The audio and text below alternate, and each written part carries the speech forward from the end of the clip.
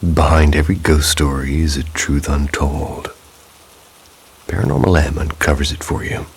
Subscribe and follow the trail of fear, among other things. Demon Behind the Glass. This is a nightmare that's clung to me like a shadow for years. It never faded like most bad dreams do. It felt otherworldly, as if something I couldn't explain was really happening. To set the stage a bit, I used to rent an apartment inside an old house that had been split into 2 units. The landlord lived on one side. My apartment was the other half. It was pretty obvious that what was now my living room had once been part of a sort of one large space. A set of old French doors separated my bedroom from the living room. When I lay in bed facing those doors, I could see straight through the living room to the windows on the other side. The first thing I remember is the air refusing to fill my lungs. I jolted awake drenched in cold sweat. My heart was pounding and my hands were shaking. My chest felt tight. I was lightheaded. I thought maybe it's my blood sugar. So I fumbled for my glucose meter. 155, not low, and the panic only worsened as I realized nothing was wrong.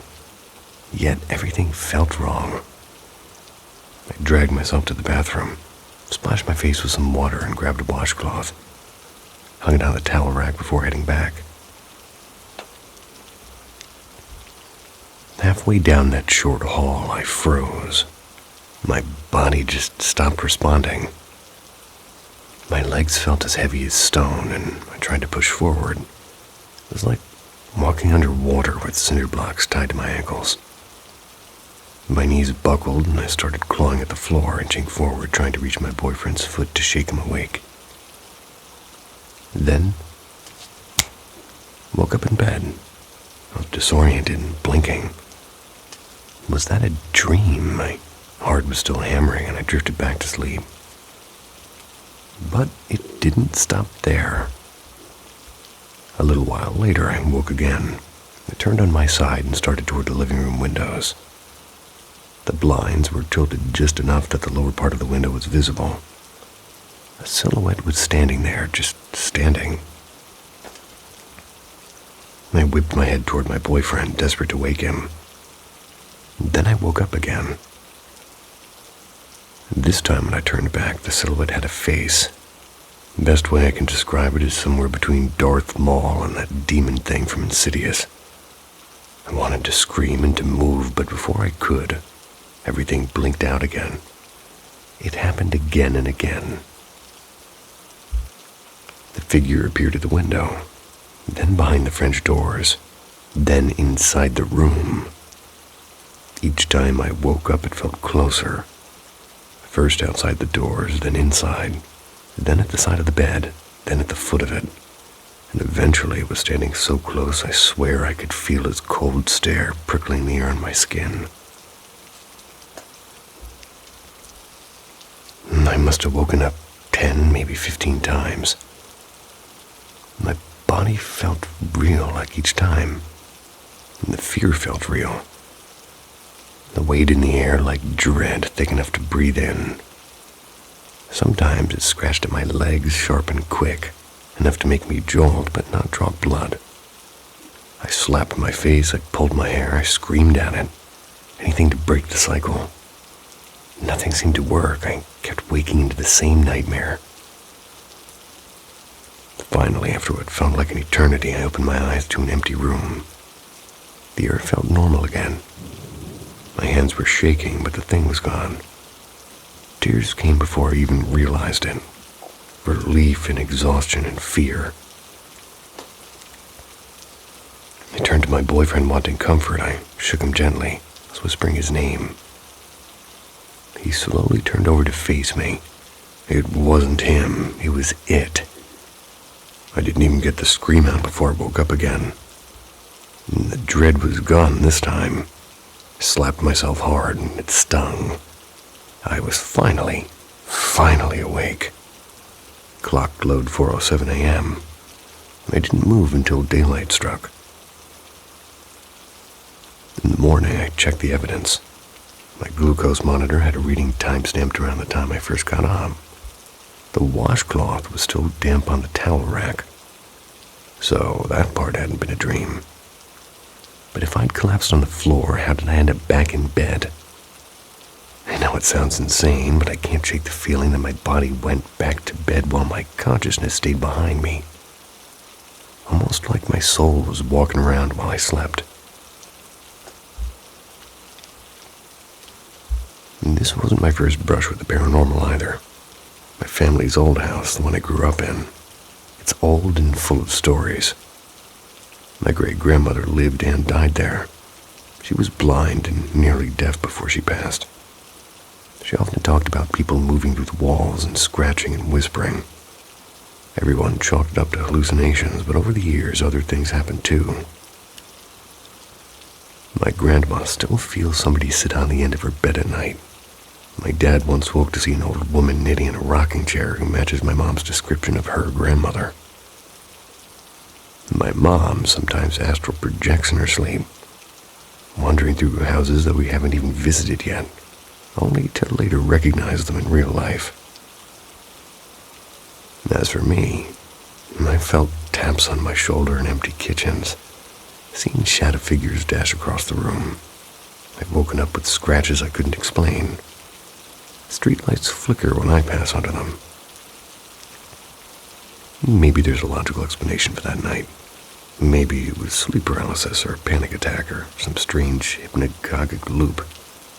But even now, years later, I can still see that face at the window like it was last night. Some dreams you forget, some never let go. I second that.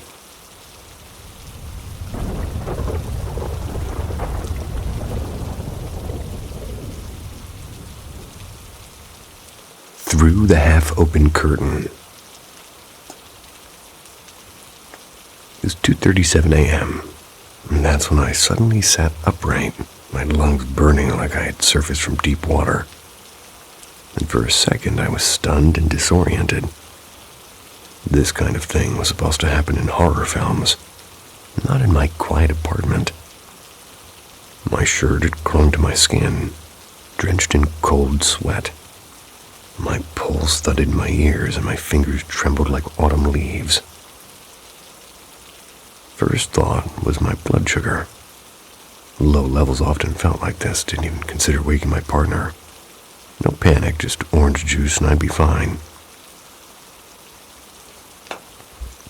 This sounds familiar. I stumbled through the narrow doorway connecting our bedroom to the kitchen. The digital clock on the microwave glowed dimly and I checked my sugar levels. 128. Perfect.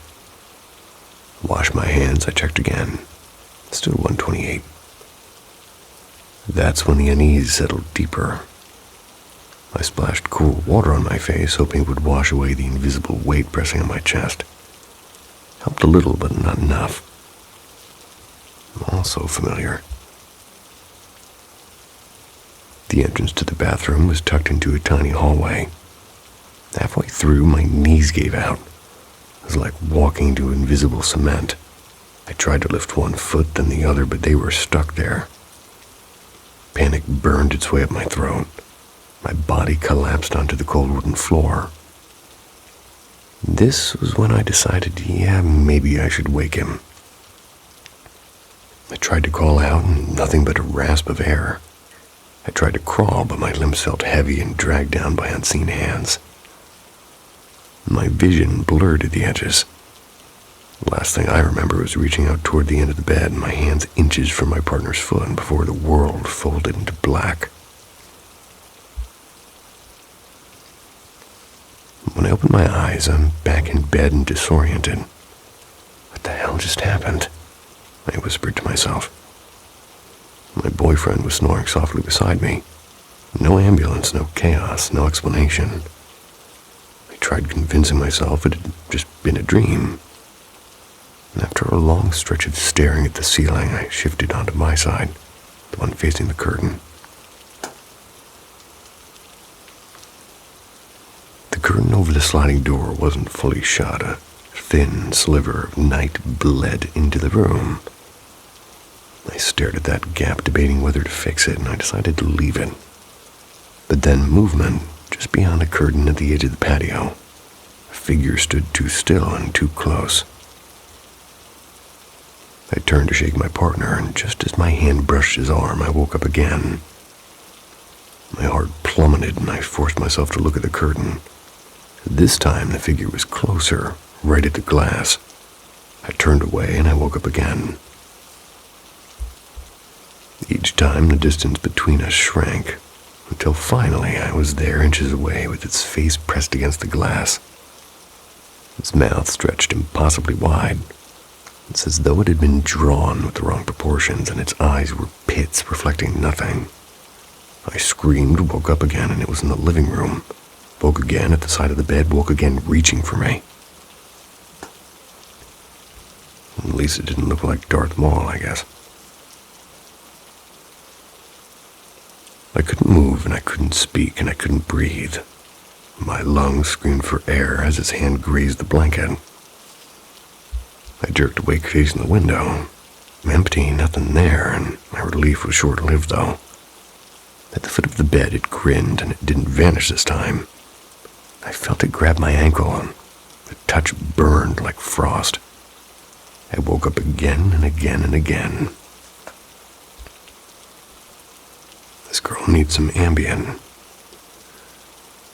About 15 loops, and each time it was bolder, and I slapped myself, pinched my skin, screamed silently.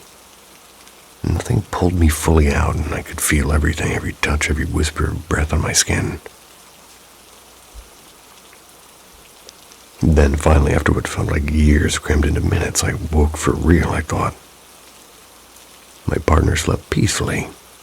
No figure, no curtain movement. My body was slick with sweat. Tears blurred my sight as I let out a shaky breath, and I reached to shake him awake for comfort. He turned over, and it wasn't him. The grin, the black eyes, the lack of looking like Darth Maul, but similar description. And this laugh that promised pain. I woke up again, and this time, the dawn light bled softly through the curtains at 5:13 a.m. I checked the kitchen. The glucose meter held 2 readings from that night. Curtain really had been half open. A damp washcloth still hung in the bathroom, but everything else a blur. How did I get back into bed after collapsing, and why did the bruising on my ankle match the places it grabbed me? 6 years later, I still don't have an answer. Maybe part of me stayed behind in that hallway. Maybe it was something my brain will never make sense of. Maybe this is a slight re-edit of the story from the first one I read, and maybe the editor is drunk. I don't know him, but anyway, every night before I go to sleep, I make sure that the curtain is closed every single night. Nobody likes bleeding light coming through them either.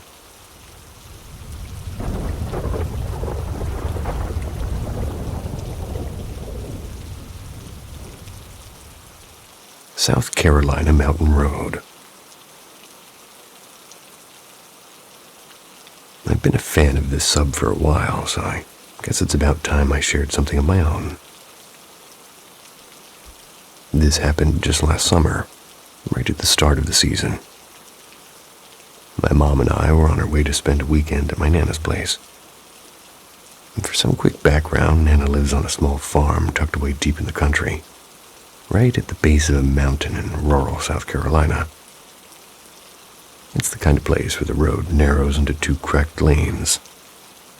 All the paint is kind of weird on those roads, like they keep going over it and over it and over again, and sometimes they put it over a pine cone and that part kicks away and you get this cool little shape of a pine cone. But there's barely enough space for 2 cars to pass. That's my main point. Houses are hidden back in the tree line, and they're scattered pretty far apart. And once the sun goes down, the only light you get is from your headlights. I'm driving with Mom behind the wheel, and I'm riding shotgun. That's the passenger seat. close to 11 p.m. We were about 10 or 15 minutes away from Nana's place. The radio was barely audible, just some soft static coming through the dark.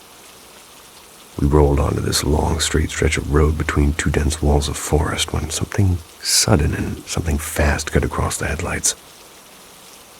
It was a blur at first, but both Mom and I saw it clearly enough to know what we were looking at.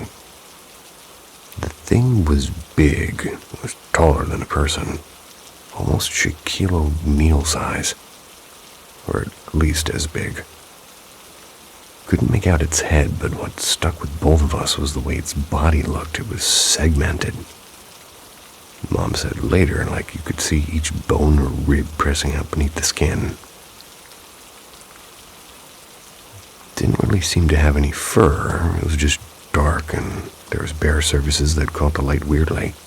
Its limbs were long, or naturally long. It didn't move like a deer or a dog. It sort of loped, pulling itself with its front limbs like it was half crawling and half gliding. It moved fast. As it crossed in front of us, both of us blurted out something like, "What the hell is that?" The moment we reached the spot where it had just crossed, I turned in my seat to follow it with my own eyes. And I swear it stood up. Not clumsily, not like a bear balancing. It rose smoothly, like it was used to walking that way, and then it ran on two legs bipedal. I shouted that it had stood up, and Mom's knuckles went white on the steering wheel. My mom isn't the type of person to jump at shadows. She's logic first.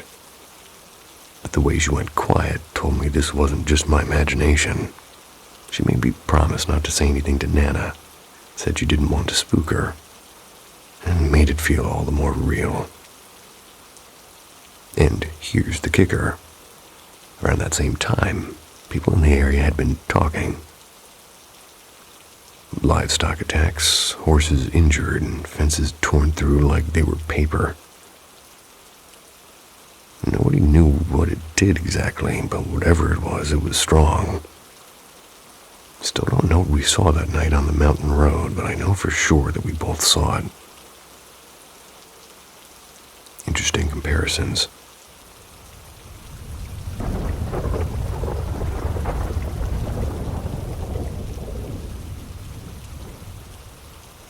The Man by the Closet.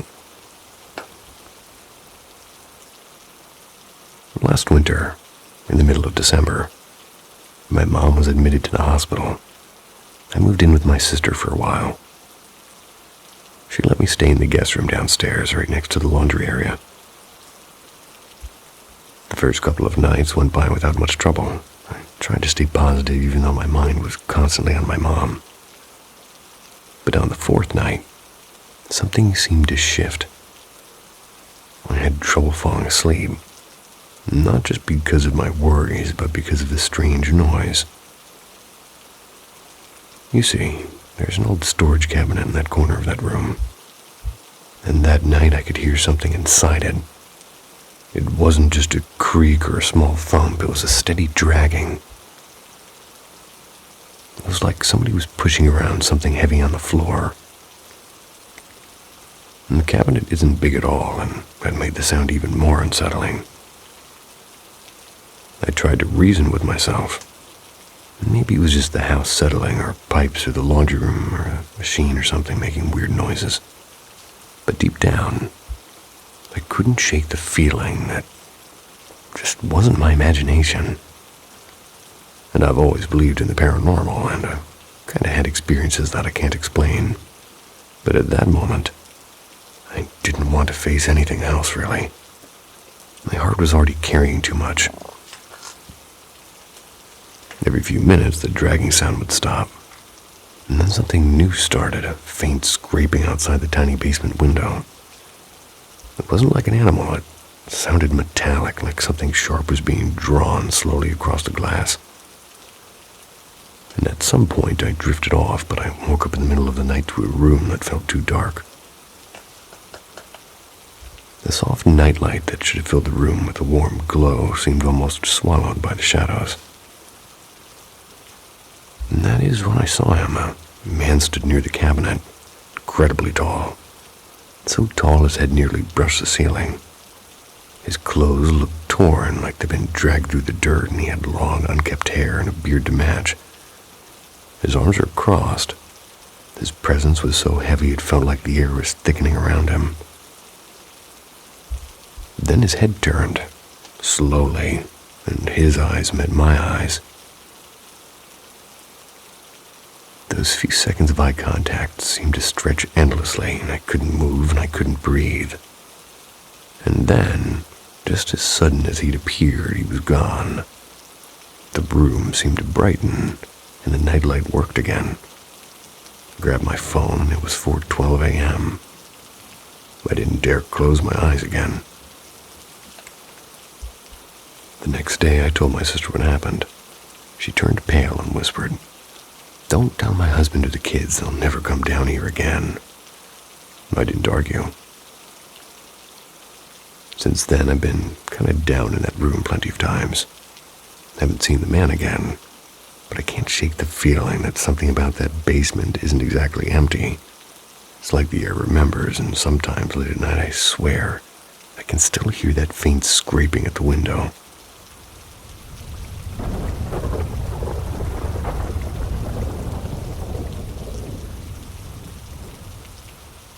The Night Visitors. Okay, so this happened around a year ago. I just set up my LED lights for the first time, and at night I always kept them on a soft blue. Helped me calm down. One night the air in my room suddenly felt heavier and colder than usual. My room's in the basement, so it's normally chilly, but this time it felt different. My door was shut and my windows were locked. I could feel something shifting around me, like a quiet current of air brushing past my skin. Not long after, I started to feel eyes on me. I'd look around and there'd be nothing. But every so often, when the blue light hit the corner of my room just right, I would see a tall figure standing there. It was a shadow with a long coat and a hat, like somebody standing out of an old photograph. He didn't move, he just stood there blending into the darkness. And that was just the beginning. A few nights later, things got a bit worse. And I saw her, a woman or something that looked like one. She was clinging to my ceiling, thin as paper, her tangled black hair spilling around her face. Her skin was so pale it was almost glowing. And where her eyes should have been were just hollow, dark sockets. Her mouth wasn't really there, just a stretch of skin. Her hands were long and sharp, like she could almost peel the air open if she wanted to. Every time she appeared, I couldn't move. I was awake, wide awake, but frozen. I'd blink and she'd vanish, and the shadow man too. The cold would stay, though. It always stayed. I started dreading the gap between the headboard and the wall. I couldn't stop imagining something waiting there. Fingers just barely out of sight, ready to grab the back of my neck. Then came that night. I'd just turned off my phone. I was ready to sleep. But when I opened my eyes again, they were both there. The shadow in the corner, the woman on the ceiling, and something or someone breathing softly behind me. I stared at the man first, then up at her. I blinked once, twice, and they didn't leave. The air turned icy, almost biting. And then, for the first time, she moved. Her head tilted slowly like a doll someone twisted too far. One of her hands reached down, fingers curling toward me. My chest locked up, and for a moment, I actually wanted to reach out back, like something was pulling me toward her. But I didn't. I squeezed my eyes shut, and when I opened them again, the room was empty. But the cold felt alive. I haven't seen them in full since then, but sometimes the temperature drops without warning. Sometimes I swear I can hear soft breathing where no one is. And the last time I felt him, the shadow was like maybe last November. That was when I was sick and feverish and sweating too. I was too weak to move. I woke up around 3 or 4. Air was freezing. Opened my eyes and a black shape hovered inches from my face. That was the last time I actually saw anything. But not the last time I felt it. Whatever they are, they only come here and only in this room.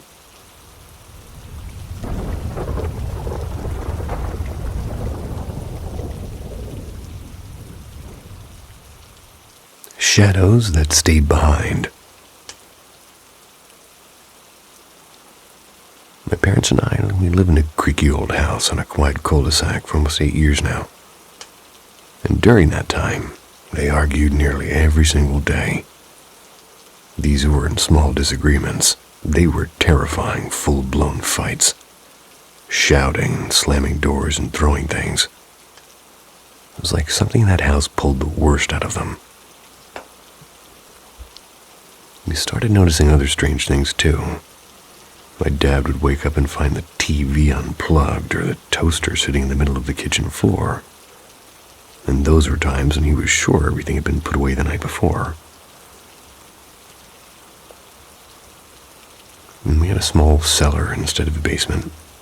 I dreaded going down there after sunset. The air was heavy and cold, like it wanted me gone.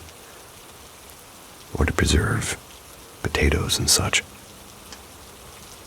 Whenever I bent over to grab something from the dryer, the feeling of something watching me from behind was so strong it made my hand shake.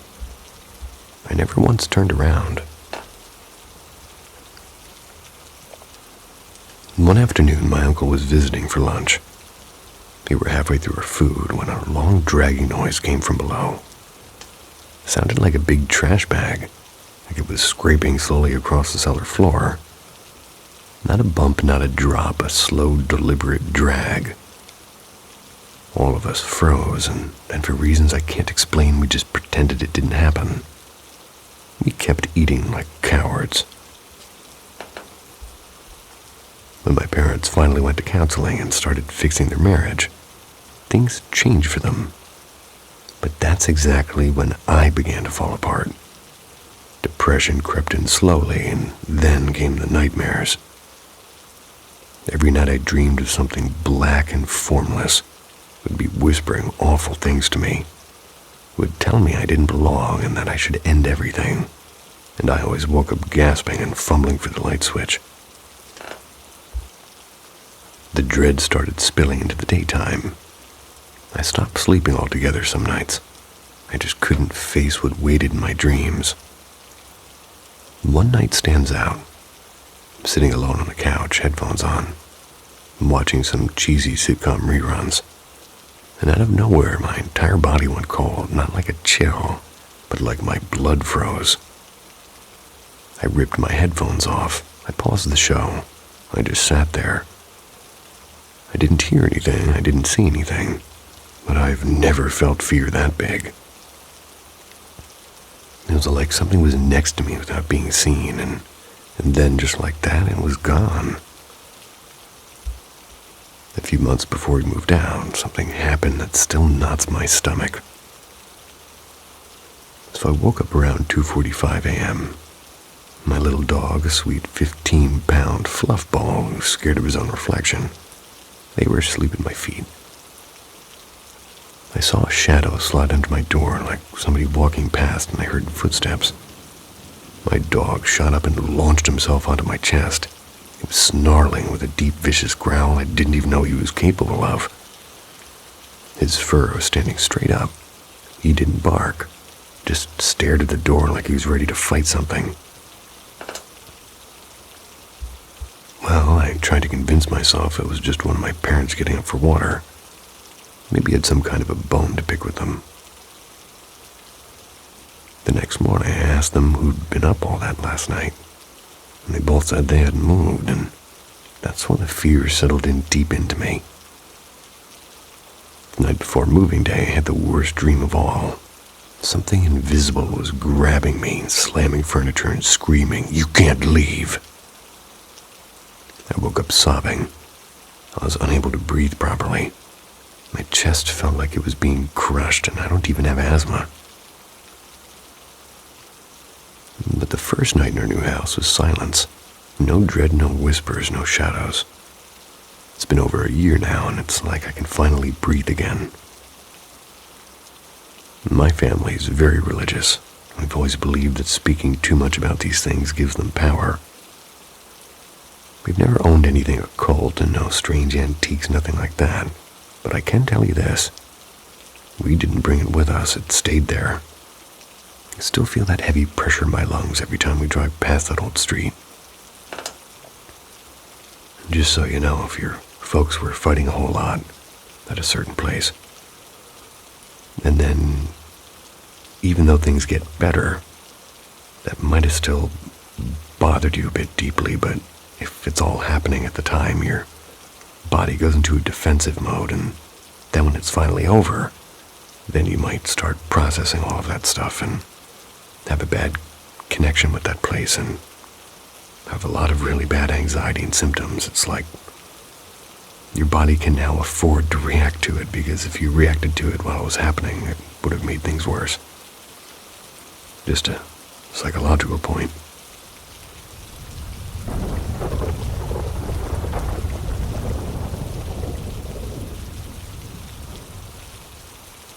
Whispers after closing.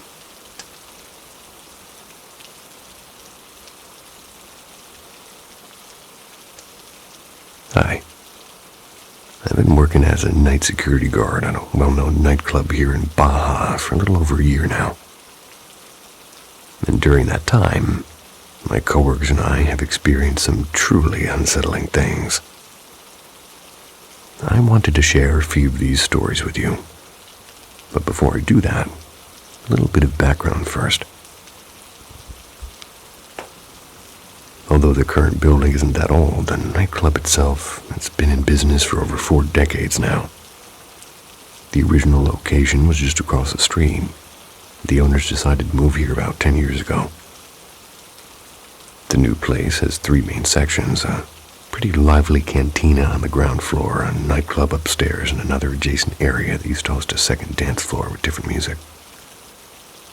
These days, that side section is used strictly as a storage space. It's locked most of the time. Things that have happened to me personally go as follows. Sometimes I work double shifts. And on my first morning shift, I went up to the nightclub level just to use the bathroom in peace. It was pitch dark, and the only thing I could feel was this strange, almost suffocating sensation. It's like somebody was standing behind me, watching closely. And not every day feels like that, but when it does, it's heavy. Another time, I'm upstairs changing out some old no-smoking signs near the bathrooms. And as I approached one, the sign suddenly ripped itself off the wall and flew a few feet toward me, like somebody had yanked it and thrown it. And I froze there and quickly ran to pull open the curtain to let some daylight in. Only the dim emergency lights were on, and it felt unbearably tense in there. There was also a night when I was making my usual rounds. Pointed my flashlight toward the bathroom, and I saw a figure stepping inside. Thinking it was a coworker about to do their business, I followed. What? The bathroom was completely empty. Creepiest thing for me happened in the back office. There's a door that connects to the abandoned nightclub area. Went in to grab my radio and flashlight, and as I was about to leave, a soft voice whispered in Spanish. Oh boy. No te vayas, tengo miedo. Something like that. Don't go, I'm scared. And from behind that closed door, my blood ran cold. I pushed the door open and shone my light around, but nothing and no one. Stories from my coworkers. One of them told me that during the graveyard shift, he and his partner are standing near the dance floor. That's when a stack of heavy tables suddenly toppled over onto their own, and they're scattered everywhere. Another coworker swears he was shoved hard when walking down the back stairwell. He fell badly.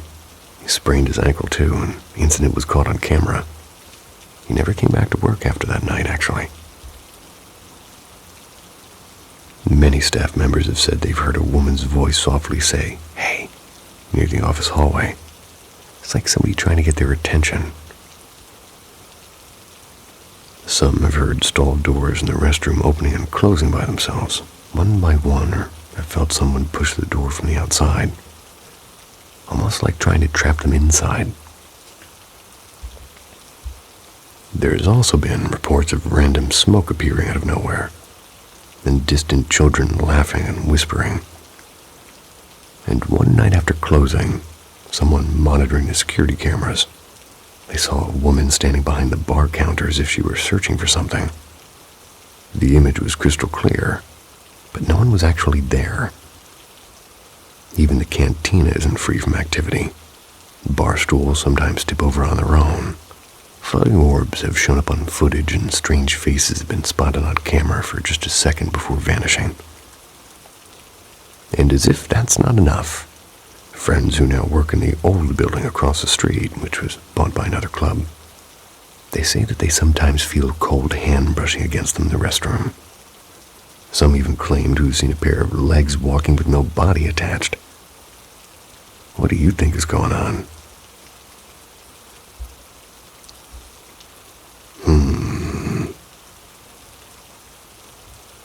I hope they wash their hands.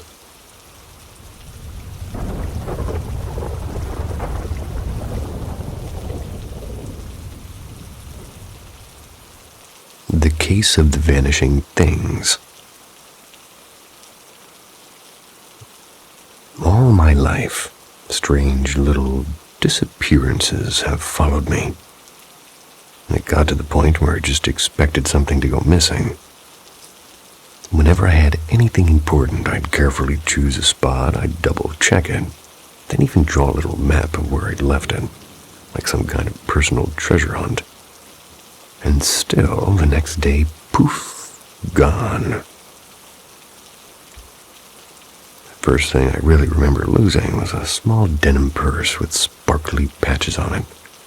And inside were my kid treasures, like a few stickers, some play makeup, and my favorite thing in the world.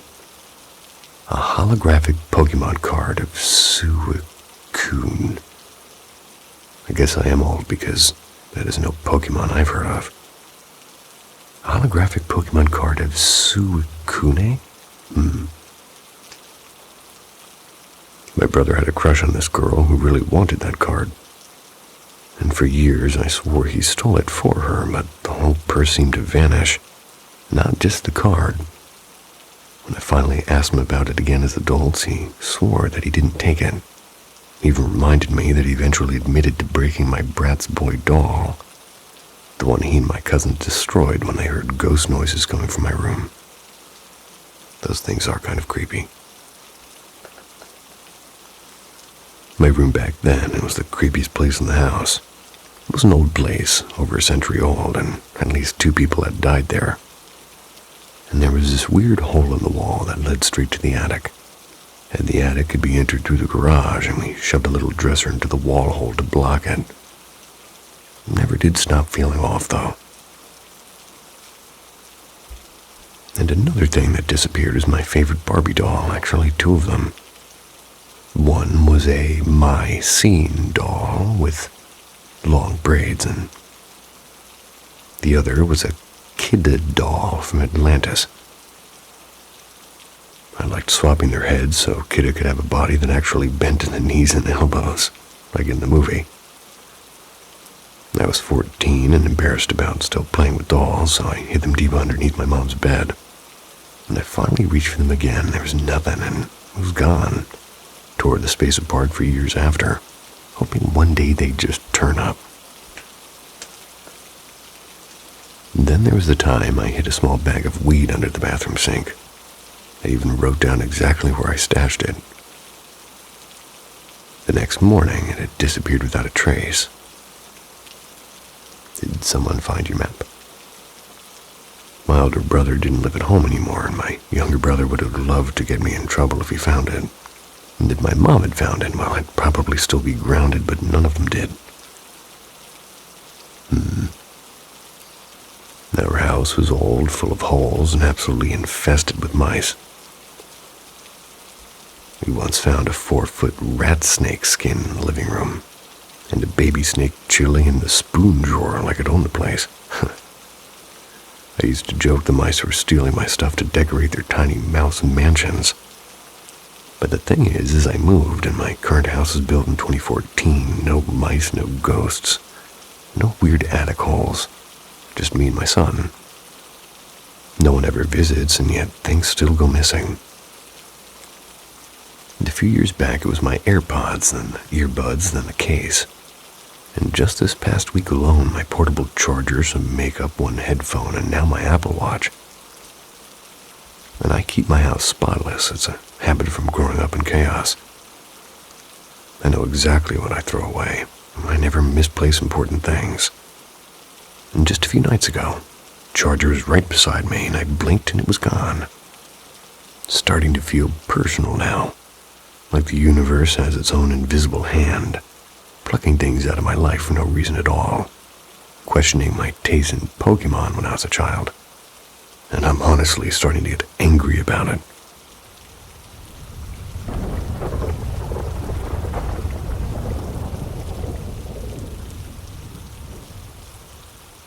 The Watcher in the Dark.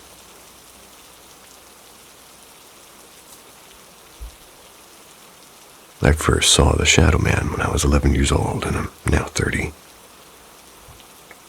It was sometime after midnight. I woke up to an odd creaking noise, and at the corner of the room near my desk stood a figure. He was impossibly tall, had a long black coat that almost touched the floor, a bowler hat tilted slightly to one side, glowing amber eyes, and long thin fingers that seemed to curl and uncurl like smoke. I couldn't see a face there, I could just see darkness. Frozen with fear, I pulled the blanket over my head and held my breath, and when I peeked again, he was just gone. And after that night, he started appearing more often. And I didn't tell a soul. But about a week later, my younger sister, 2 years younger, they showed me a strange sketch. It was the same figure, down to the hat and hands. When I asked, she said she saw him every night standing beside her window, tracing the glass with his long fingers. She'd hide under the blanket until the tapping stopped. So she left the drawing on her nightstand one evening. The next morning, she told me she woke to see him bending over her desk, tilting his head at the picture like he was studying it. She thought it was Dad and called his name. The figure snapped its head toward her, let out a low screeching sound, and vanished upwards. They left a faint black streak across the ceiling. The drawing was gone. We searched everywhere and it never turned up. The hauntings lasted through our teens, and sometimes we'd both see him at once, sometimes only one of us. I finally told Mom when I was 16. To my shock, she quietly admitted she'd been seeing him too, ever since we first moved into this house. She described the exact same hat, the same coat, the same hollow stare from dark corners. She said he always appeared just far enough away that she couldn't quite focus on his face. Things escalated after that. At first, it was the paralyzing nights, something pressing down on my chest and whispering just out of earshot. Then came scratches and bruises and the sound of pacing in the hallway. My father, the most skeptical of us, he changed his mind the night he was yanked by both ankles and dragged half off the bed. He said it felt like ice-cold hands locked around him. That was the first time he admitted it. He was shaken. He'd been wrong. We still live in the same house, and so does he. And even now, we see him almost weekly. Sometimes in the hallway, sometimes reflected in dark windows, sometimes in broad daylight. Once my sister, my boyfriend, and I were playing Mario Kart. He strolled right past the living room doorway, a solid silhouette moving slowly. We all stopped mid-laugh and stared at the same spot. Another time he leaned halfway around a door frame, staring directly at us for what felt like forever before melting into nothing. My parents once watched him drift through the dining room wall like a fog. Neither said a word for days after that. Visitors who know nothing about him often sense it too. A close family friend once bolted out at 3 a.m. They were saying something had stood next to his bed, breathing against his ear. Never slept here again. Alongside the sightings, the house itself behaves pretty strangely. Lights flick on and off, and doors unlock themselves, and handles twist violently. Things are thrown, a hammer jar hurled from its shelf, a chopping board smashed on the tiles. Children's toys sailing across the rooms. Radios whisper on their own, and once I woke to find every closet and drawer in my room hanging wide open. Our dogs bark and whine at empty corners. They refuse to go into certain rooms. I keep reading about shadow people, but most stories are kind of one-off sightings. Ours has lasted nearly 2 decades. It's like he belongs to the house. Has anybody else lived with one this long?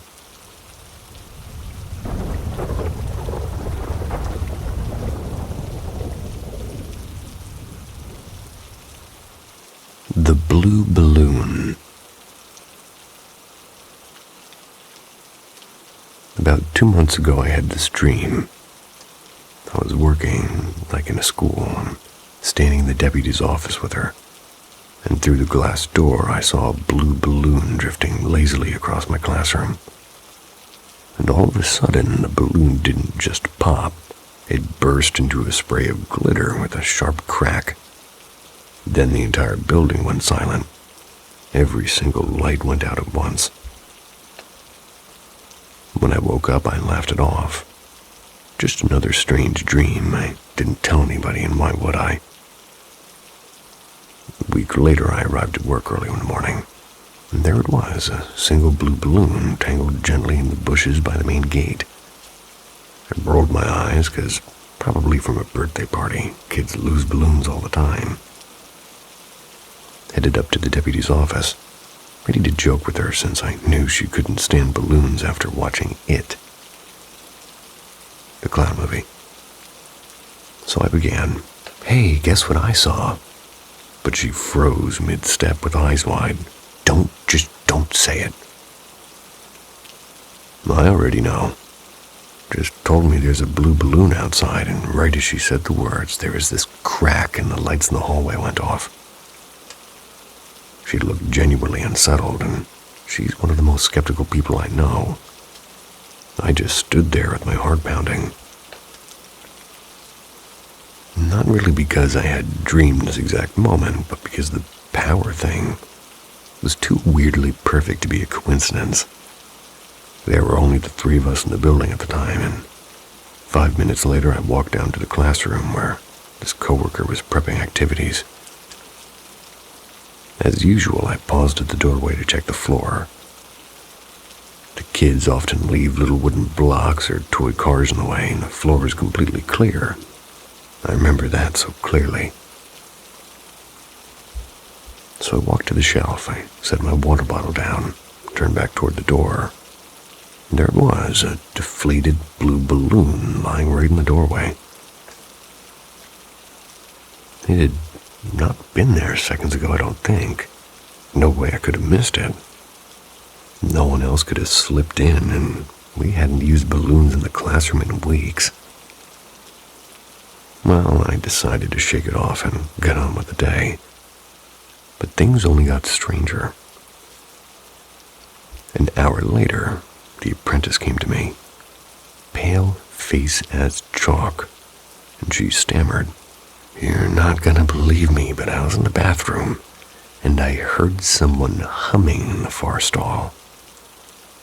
But when I checked, it was empty. Completely empty.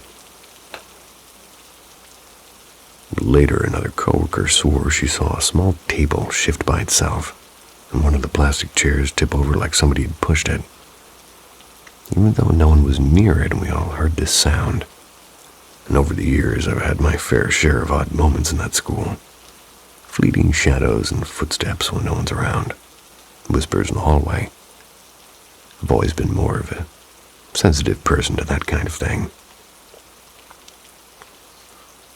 But that day, it was like the entire building decided to breathe with me. And the strangest part, it wasn't really the singing, or the chair, or even the lights. It was the blue balloon that I dreamed of long before it ever happened. Putting glitter in a balloon is a pretty good idea. I'm sure that's normal, but I've never heard of it.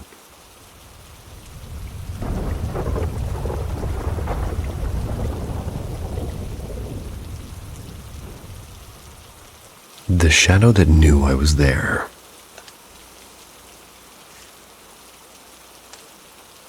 Me and my girlfriend visited Eastern State Penitentiary a couple of years before the pandemic. That day turned into the most terrifying moments of my life. If you've ever been to Eastern State Pen, you'd know. It's basically paying to wander through a broken down prison. Everything smells old and damp and the walls are cracked and there's this unsettling chill that sticks to your skin. The history is fascinating, but the place itself feels wrong.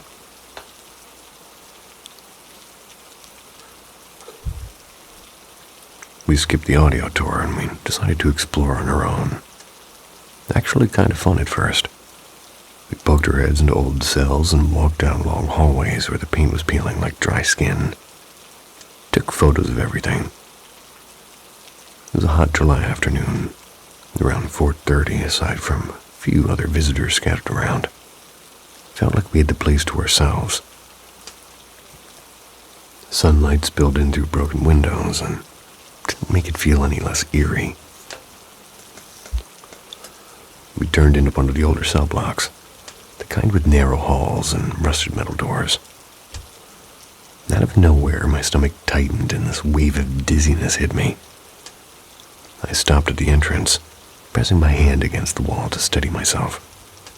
It felt like someone or something was glaring at me without actually being there. My girlfriend had already walked ahead and laughing about something and peering into one of the cells. She had no idea what was happening behind her, and that's when I saw something that stepped out of a cell about 30, maybe 40 feet down the corridor. It wasn't a person, at least not in any way that made sense. It was pitch black. Not just dark, but black like wet ink. It looked human-shaped, but had no face and no texture, no edges I could understand. Just a seemingly solid figure carved out of shadow. My body froze and I couldn't run and I couldn't yell. It felt like the air had turned to cement around me. And this thing, it radiated something heavy, like my chest was being crushed from the inside.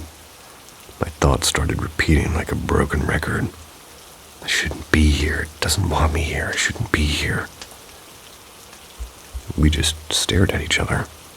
Me breathing like I was underwater and it completely still. It didn't make a sound, actually. And then as suddenly as it had appeared, it turned and slipped into another cell, as if it had melted into the wall. The moment it disappeared, my body snapped back into motion. I ran as fast as I could, grabbed my girlfriend by the arm and told her we were leaving. She didn't even have time to ask why before I pulled her toward the exit. And even now, I can still see it when I close my eyes, that blank, faceless shadow standing there like it knew me. And I'm Haitian. My mom still keeps a lot of old spiritual beliefs. But when I told her, she didn't hesitate. She said what I saw was not human.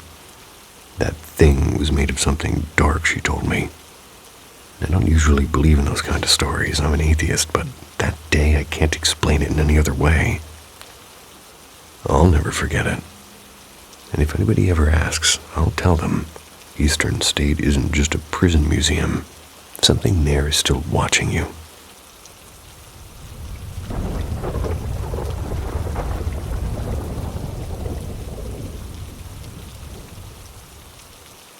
The Vanishing Stone.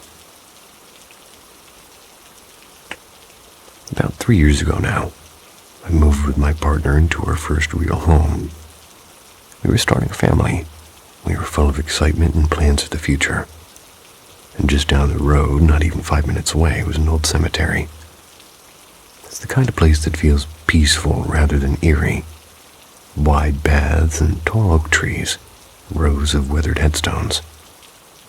Some of those headstones dated back over 100 years, the kind where you can't even quite see the writing anymore. From the moment my daughter was born, I took her there almost every other day. I snug her in her little carrier, walk and breathe in the quiet. Well, that sounds lovely. One cool spring afternoon, as the wind was gentle and the paths empty, I came across a headstone that made me stop. The name carved on it looked like it read Tyson, Tyson, the same as my mom's side of the family. Below it, halfway down, were the names William and Eliza.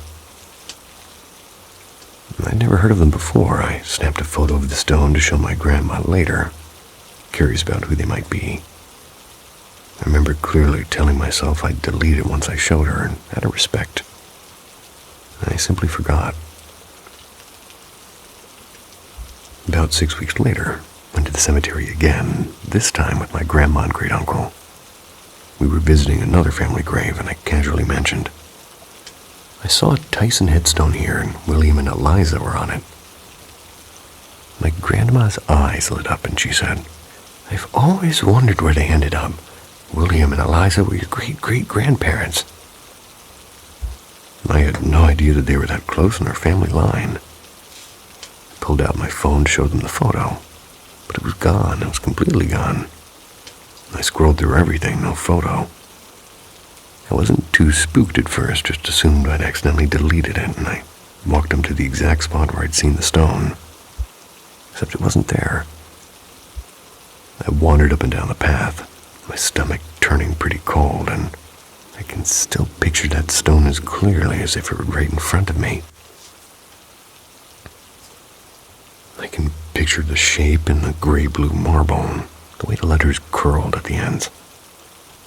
The patch where I saw it was empty, just grass and a few scattered leaves. I checked the nearby rows, thinking maybe I'd mixed up the location, but no, it was gone, like it never existed at all. Since then, I've been back countless times. Contacted the cemetery office, emailed the caretaker, even dug through birth and death records to confirm that William and Eliza Tyson were real. Well, they were, but according to the cemetery's official records, no such grave existed there. No headstone and no plot. It's been 3 years, and I've walked nearly every corner of that cemetery. I was pushing the stroller, and now with both my daughter and my baby boy. Even my partner helps. He mostly jokes that maybe I dreamt the whole thing, but I know I didn't. I saw it. I know I did. Was it a sign or something from another time? A moment where two worlds brushed up against each other. My family's always felt a strong pull towards spiritual things. My uncles had experiences. My son, even at 3, he said strange things we can't explain. Maybe it wasn't a mistake. All I ever wanted was to find that stone again, to bring flowers and give those ancestors the same care that we give the rest. But the stone, their stone, has vanished into the air.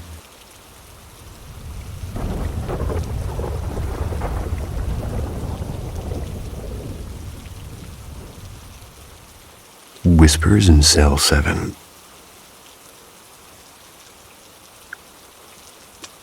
I'm using a throwaway here for obvious reasons, but I'm a CO down in the deep south. Just started my 7th year at this facility. I've always been kind of religious, nothing too serious, just the usual small-town church on Sundays. But I work in a pretty big county jail, and over the years I've had some weird stuff happen on night shifts. Working overnight, 20 to 0600, it's pretty quiet. The lights are dim most of the time, and you're by yourself trying not to nod off. So anytime I'd hear faint footsteps or a random voice, I always chalked it up to being tired or the building just, being old. So I've heard shoes scuff outside my control room when everyone's locked in. I've heard whispers from wings that have been shut down for months. But none of that really got underneath my skin. What happened about a week ago, though, I can't shake it. The floor I work on houses mid-security violent offenders. Assaults, robberies, domestic stuff. My nights usually go the same. I lock everyone down, do a standing head count. If the roster say 160, I count 160. Then I sit in the control room watching the monitors. We're in the middle of quote-unquote modernization upgrades and tongue fumbles. New steel doors, new locks, furniture, and most importantly, new cameras. Every pod is full except for B pod, which is under renovation. No inmates there. The new cameras feed directly into a small monitor in the control room, and each cell number shows the bottom right corner of the screen. So basically what I'm driving at is I don't even bother counting B-pod, it's supposed to be empty. But about a week ago, after I finished head count, I sat back down in the control room, scrolling through the internet like I always do. Around midnight, I glanced at the monitor out of habit, and in B-pod, cell 7, I swear I saw someone standing dead center facing the cell door. I blinked, I looked again. Gone. Told myself it was a trick of the light and maybe the feed glitched. 30 minutes later, I set my phone down. I stretched a bit. Glance up again. This time, no mistake. Someone is in cell 7, door wide open. I bolt down the hallway, I just badge the door and storm into the pod, and there's nothing. I put in a maintenance report, and next day they tell me everything's fine. The wiring is good, camera correctly linked to B-Pod 7. I convinced myself I was tired. Next night, I keep one eye on the monitor, and midnight comes and goes, and there's nothing. I must laugh at myself for freaking out. Then 0200 hits. I'm back in the chair. All doors in B-Pod are still propped wide open. And those doors are heavy, at least 70 pounds each. Then suddenly, cell 7's door slams shut like somebody let it go from the inside. A second later, it sounds like something is kicking it from within, not tapping, but kicking, like a damn horse. Every camera feed in B-Pod starts to blink. I go in anyway. I'm supposed to. Halfway up the stairs, another door slams, then another, one after another. I ran out, and I'm not ashamed to say it. Supervisor comes down, we pull footage from the server. 0200 hits, and every feed from that pod cuts out. Maintenance says it wasn't a lock malfunction. The fresh paint on the frame of 7 chipped. I went through 5 years of incident reports. Nothing about deaths in that pod. But sealed reports do exist. Wouldn't be the first time something ugly got buried in paperwork. Now they're almost done with B-Pod and move on to C, and I'm hoping when those other pods get emptied, whatever this is doesn't follow. Doors still creak and occasionally close on their own, but not like that night. I've put in for vacation into May. Maybe stepping away will help me shake it off. I've never been one to believe in ghosts, but I don't think AC can slam a steel door like that. If anyone's got a similar story, I'm all ears.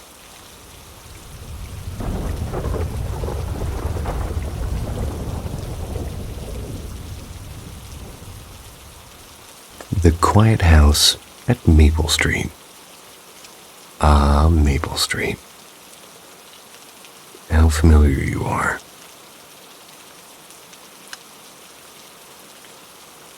The house I spent most of my childhood in was a little bit strange. It was an old 3-bedroom place from the 1960s. It had a sunroom that my parents turned into a tiny playroom. We didn't know until years later that the woman who used to live there had passed away peacefully in that very sunroom.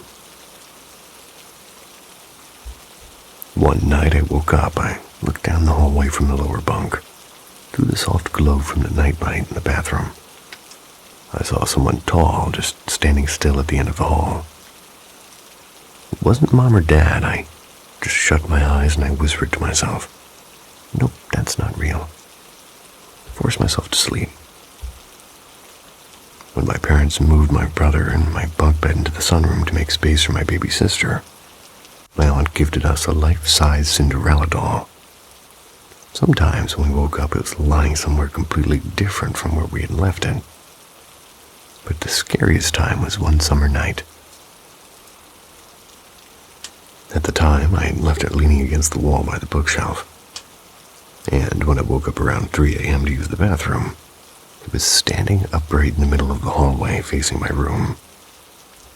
I stared at it for a good 30 seconds, decided the bed was safer than the bathroom. When I tell people about that, they always say, "Probably your brother messing with you." But my brother, now in his 30s, he swears he was terrified of that doll too. He would never keep a prank like that secret for this long. My sister had way more weird things happen to her in that house than I did, actually. I still think I got off easy.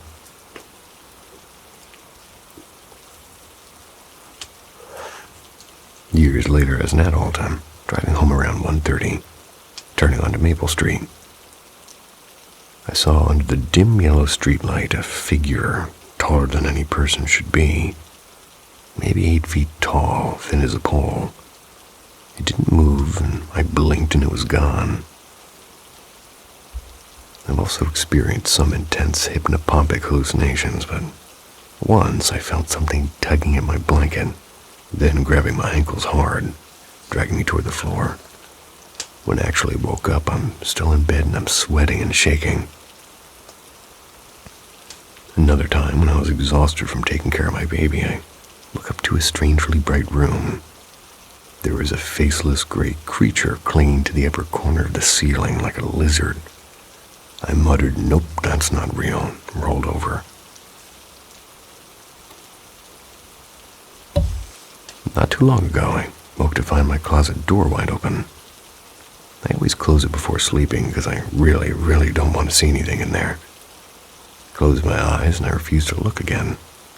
In the morning, it was shut. The weirdest thing recently happened after I brought home a fox skull I found near a creek to put on my altar.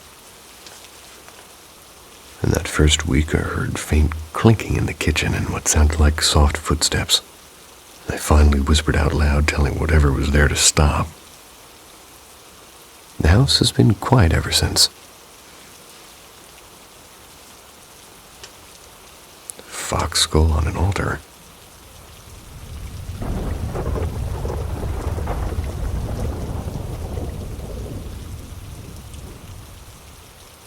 The Watcher at the Hallway.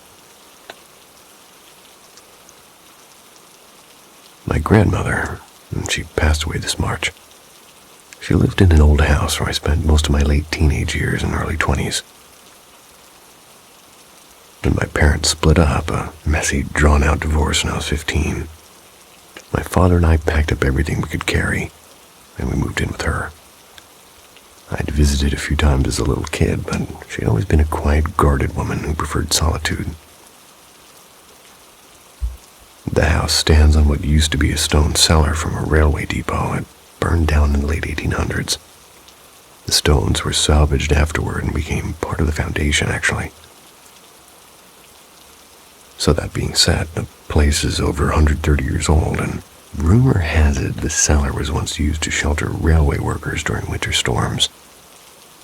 And later the house became part of a convent where nuns took care of children left behind. My grandmother survived the post-war years, and somewhere along the way she grew a fascination with porcelain dolls. Over her lifetime, she collected nearly 1,500 of them. Damn.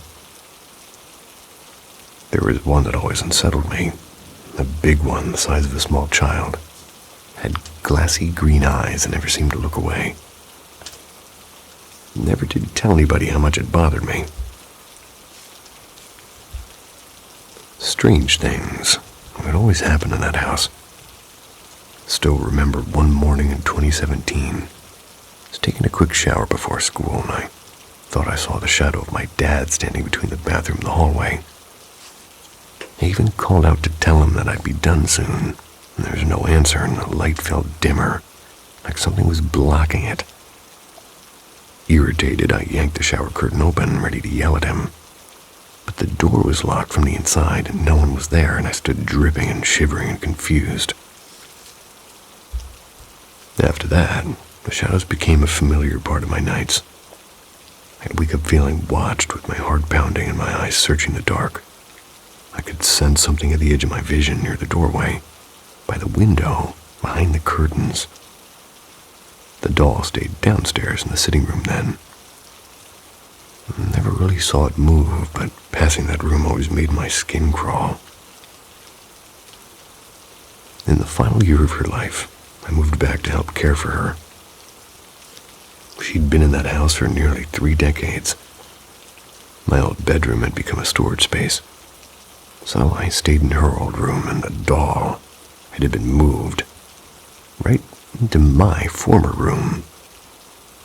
Every night I'd catch myself staring at the crack of the door, certain that there was something standing there. And after a while, the thing wasn't just at the door anymore. My computer would turn itself on at 2 or 3 a.m., bathing the room in a faint cold light. Then came the night I got sick. It started with waking in panics and breath being stuck in your throat and catching glimpses of something pacing the staircase. Something wearing the skull of an animal, its movements too smooth to be human. One night I was shoved down by nothing, like no one else was home except my grandmother, too weak to leave her bed, mind you. My father had to move back in to help. While my health got worse, the house grew louder. Whispers, laughter in empty rooms, dreams that felt like someone else was inside of them with me. My grandmother's health crumbled too, and in the end she had to be taken to the hospital. That's when the strange noise stopped. For a time there, only the presence of my late grandfather seemed to linger. A soft, steady presence that guided me to hidden things he'd left behind. Things my father later confirmed were real. Felt almost like protection. But peace never lasts long in that house. In the months after she passed, something else moved in. Not gentle, not familiar. It growled and spoken with this low guttural syllables, then in full sentences that made my blood freeze. It knocked on walls and dragged its feet in the hallway at night. I left to stay with a friend, hoping distance would weaken whatever it was. When I returned last month to grab my belongings, the hallway upstairs is almost completely dark. I flicked on the bathroom light behind me to see better. As I stepped toward my room, a flash of blinding light exploded in front of me. My vision went black, and when it came back, a figure was standing there. A woman about my height, hair tangled and dark, skin rotting as if she'd been buried long ago. She didn't move, she didn't speak, but the air around her felt like a scream. I ran downstairs screaming before my partner could reach me. I didn't sleep for 2 days after that one. A few nights ago, went back to help, kept calm and moved through the house as a group. We took what I needed and left. Nothing happened that time, but the silence didn't feel empty. It felt like waiting. I don't plan on going back, not alone, not again.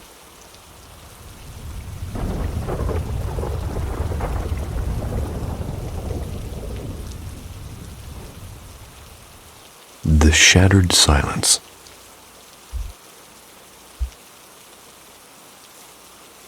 In 2016, I flew from Melbourne to Edinburgh. That was to, attend an engagement party of a close colleague's daughter. I had also lined up several in-person strategy meetings for the following week. Getting there was pretty chaotic, honestly. During our layover in Kuala Lumpur, a flock of starlings forced emergency inspection after a few got caught in the plane's engine on descent. No. Sorry, I like birds. So I threw everything off schedule, and by the time I finally arrived in Scotland, I felt like I'd lived a whole other lifetime. The engagement party itself was lovely. There was live folk music, far too much champagne, and a long conversation with a retired engineer. He told me stories about old castles and broken windows and winter storms. I stumbled back to my hotel late that night. I was buzzing with jet lag and, to be fair, alcohol in equal measure. The next afternoon, it all hit me at once. The sleepless flight, the 6-hour time difference, and the endless rounds of toasts. I postponed my first meeting and collapsed into bed what I swore would be like a short nap. When I opened my eyes, sunlight was leaking through the curtains. I guessed I'd only been out for maybe an hour. Forced myself to get up before sleep could drag me down again.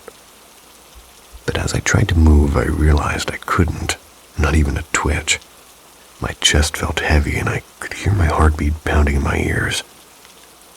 I pushed every ounce of strength into breaking whatever was holding me down, and right at that moment a deafening crack split through the air. The huge floor-to-ceiling window in my room had fractured, a perfect spiderweb of glass. I sat up gasping, finally free of the paralysis, and the timing was so exact it felt like I'd somehow caused it, like one of those movie scenes where a character discovers they have powers they can't control. And the night before, that retired engineer had mentioned that on rare occasions, old double-paned glass can burst on its own due to trapped air pressure changes. That is true. I hadn't thought much of it then, but hearing it less than 24 hours before the window in my room exploded, well, that was unsettling. When I called the front desk, they panicked for a moment, and apparently, sudden explosions make people uneasy around here. Really? The security officer rushed up and inspected the scene, moved me to a different room, and he told me that decades earlier the hotel had been damaged in an actual bombing during the Troubles during the Troubles. And people hadn't forgotten. I lay in that new room that night and I'm staring at the ceiling, listening for cracks in the dark. I knew it was probably just a coincidence, just old glass giving up. But in that moment, it felt like something far stranger was at work. Rest in peace, birds that got sucked into a jet engine.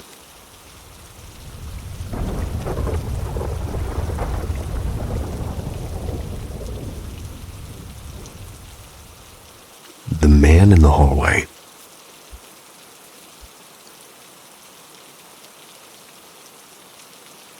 To start this one off, my aunt has always lived with one foot in the spiritual world. She's done tarot readings and crystal gazing and palm readings and tea leaf readings, you name it. She's tried it. Her house is filled with strange trinkets, dream catchers and old candle jars and little figurines that seem to follow you with their eyes. She even keeps an old Ouija board in the living room like it's a decorative piece of art. When I was a kid, I thought she was the coolest person in the family, while most relatives thought she was a bit eccentric. I adored how she'd pull cards and tell me stories about spirits and energy. She always told me that I had a gift. I could sense things most people could not. She wasn't wrong, though. I've always felt things. I can tell when a room isn't empty even if no one's there. It's like my skin wakes up before my brain does. Fast forward to a few weeks ago. I help my aunt and uncle by cleaning their house every so often. They're in their 70s now, after all. And usually they're home when I come by, though. At this time, the house was empty. No big deal, I have a key. Walked in, dropped my bag in the kitchen, called my uncle to let him know I was there, and then it hit me. The air changed. My shoulders tightened. Every hair on the back of my neck was standing. I got those familiar goosebumps and I froze halfway to the sink. My brain immediately thought, great, she probably forgot to cleanse the house again. Or maybe she'd left that Ouija board open. Well, I tried to brush it off and started cleaning, but the feeling grew heavier, like someone was quietly standing in the hallway just watching me, not threatening, just present. So I whispered, "It's okay, I'm just here to clean, you can stay there." The image came to me slowly, like a photograph developing. A tall, lean man in his 50s, close-cropped black hair, wearing a pale brown work uniform. I didn't recognize him, and that confused me because in the past the only spirits I'd felt were relatives who'd passed away. About 45 minutes later, the air lightened, and whatever was there, it faded. And by the time my aunt and uncle came home, I'd finished half the house but bolted out the door like a kid avoiding chores. The next day I called my aunt. I told her what I saw. There was a long pause on the other side of the line, and then she quietly said, "That sounds like Mark." When they first bought the house, a friend named Mark helped them check the wiring. He forgot to cut the power when he was electrocuted. And right there in the hallway, I'd never heard the story before, but the way I described him is, she said it was basically exactly that. I went completely silent, cold all over, and my mom later confirmed it and told me they never mentioned it to me. And as a child, I wouldn't be scared of visiting the house, but my aunt cried a little, saying she was grateful he was still keeping an eye on things after all these years. Now, whenever I go to clean, I quietly say hello to him, but the second I step inside, I haven't felt him since that day. And I think I know that he's still there. And this one time, I'm outside of this building. This is me talking now. I'm outside of this building that I'm attempting to rent, and this guy, there's no power in the place, and I'm like, well, I can't see the place if I can't see, and motorcycle headlights do not suffice to look through a building, so this electrician comes over. Pretty old, gray hair, Vietnamese, and his eyes are the most beautiful thing I've ever seen in my life. They looked like glaciers. And I attempted to try to figure out how to ask this guy he's Vietnamese and his eyes were so blue. He told me he was electrocuted 3 times. Anybody know that can change your eye color? Because I didn't. Don't know why I'm even telling you this. Moving on.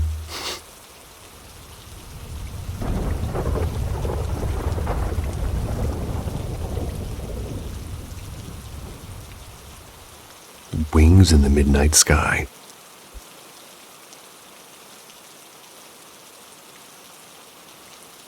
I want to start this off by making it very clear. What I'm about to share is real. It isn't a short story or something I made up on a late night. Sure as heck isn't put through any sort of software in order to correct everything I'm saying and change information slightly. This happened to me. Something that I've carried quietly for years, in fact. I'm sharing it here in hopes that maybe somebody out there has seen something like it too, or maybe has an explanation. I know it sounds unbelievable, but I know my truth, and this night changed the way I see the whole world.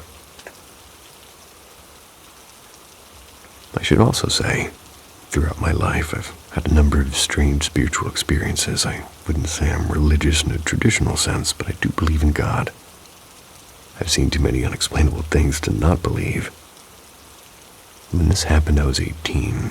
I'm 22, and it still feels vivid. It was a freezing night in late fall, either late November or early December 2019. I was with my ex-boyfriend, and we were bored and restless. Decided to go outside to watch the stars like we often did. It was past midnight, maybe 12:45. So we bundled up in hoodies and coats and grabbed a big old quilt, laid down in the middle of the backyard. We talked for hours about everything and nothing at the same time. Excuse me, need a drink.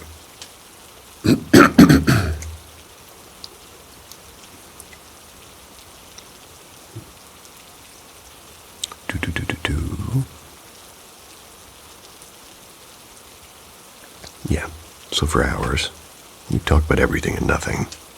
The kind of conversation only night can hold. And at one point, though, the mood shifted and he told me he didn't believe in anything beyond this life. No heaven, no God, nothing after death. I told him I respected that, but I couldn't agree. I've always felt there was something bigger, and I'd seen too much to dismiss it, honestly. He just said, half smirking, "If I ever see something real, then maybe I'll believe." We let the silence settle between us after that, and then we went back to joking and pointing at constellations we didn't know the names of. And that's when it happened. I caught a sight of something drifting silently across the sky. At first, I thought it was a cloud or a bird, but then I realized it wasn't like either of those things. And above us was a pair of enormous luminous wings. No body, no head, no tail, just wings. They must have stretched at least 20 feet wide and had a faint silvery glow to them, almost like moonlight shining through smoke. They were translucent, but real and tangible. My breath caught in my throat. It wasn't fear exactly, it was awe, the kind of feeling that freezes you. Not because you're scared, but because your brain can't keep up, you know. My ex didn't notice until I whispered and then yelled at him to look. The moment he tilted his head up, he went pale. He swore loudly and scrambled up from the blanket with his whole body being tense. The wings didn't flap wildly like a bird. They glided slow and graceful. And with just one long silent stroke, they passed above us and vanished beyond the roofline, as if melting into the night. He grabbed my arm and insisted we go inside, and his hands were shaking. We barely spoke after that. Neither of us slept much. The next evening, despite how shaken we were, we went back outside. We didn't see the wings again, but we did witness two blinding lights hovering low. Too close to be stars, too still to be planes. For at least a moment, everything felt unreal, like we had stepped outside of what we understood. And ever since then, I've looked at the sky differently.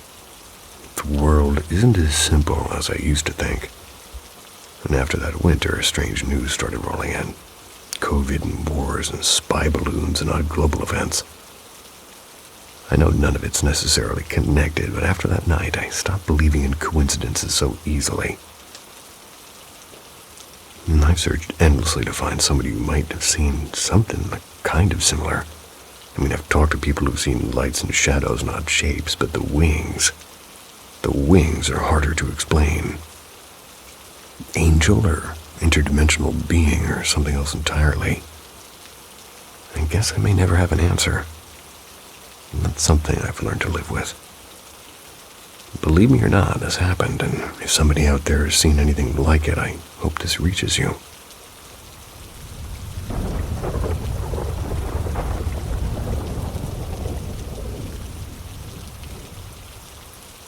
The Shadow Behind the Shelf.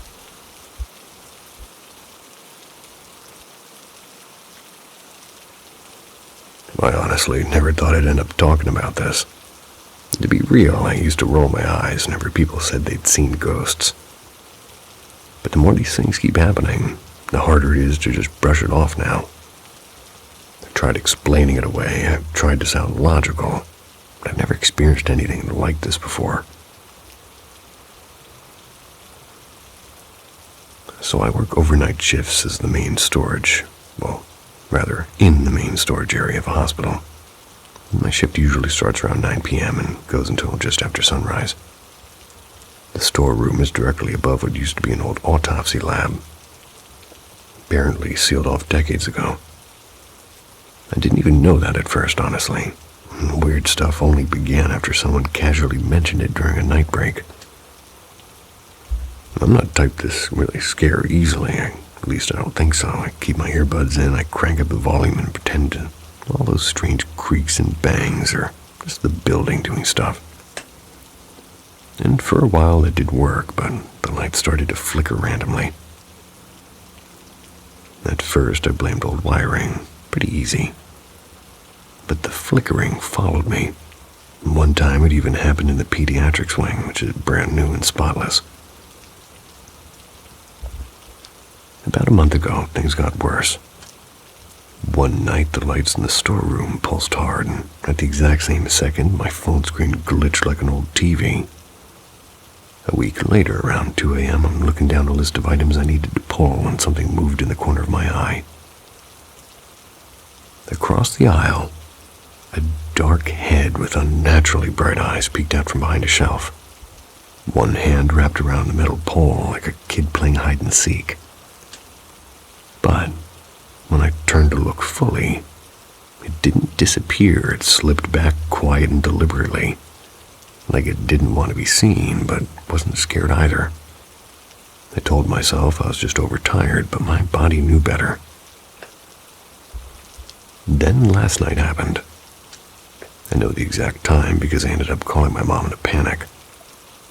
Around 1 a.m., while picking the last few items from the ER order, I heard something crash to the floor on a different aisle. I didn't look, I just turned my podcast louder and kept working. 5 minutes later, another crash, louder and closer.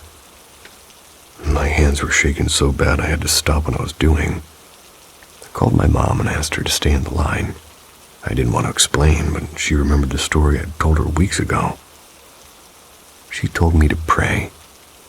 I don't even consider myself religious, but in that moment I didn't argue. Took the delivery car to the NICU and then postpartum. Everything was fine, until I pushed the cart into the postpartum supply room. Hadn't even unpacked one box when the lights above me blinked violently like a strobe and my chest tightened. I bolted out of the room without even thinking. Tried asking one of the nurses at the station if they'd ever seen the lights do that. She gave me a look like I was losing it, and maybe I am. I keep telling myself it's not real and old wiring and stress lack of sleep. But deep down, it doesn't feel like that anymore. I don't know what's in that storeroom. I just know it's not nothing.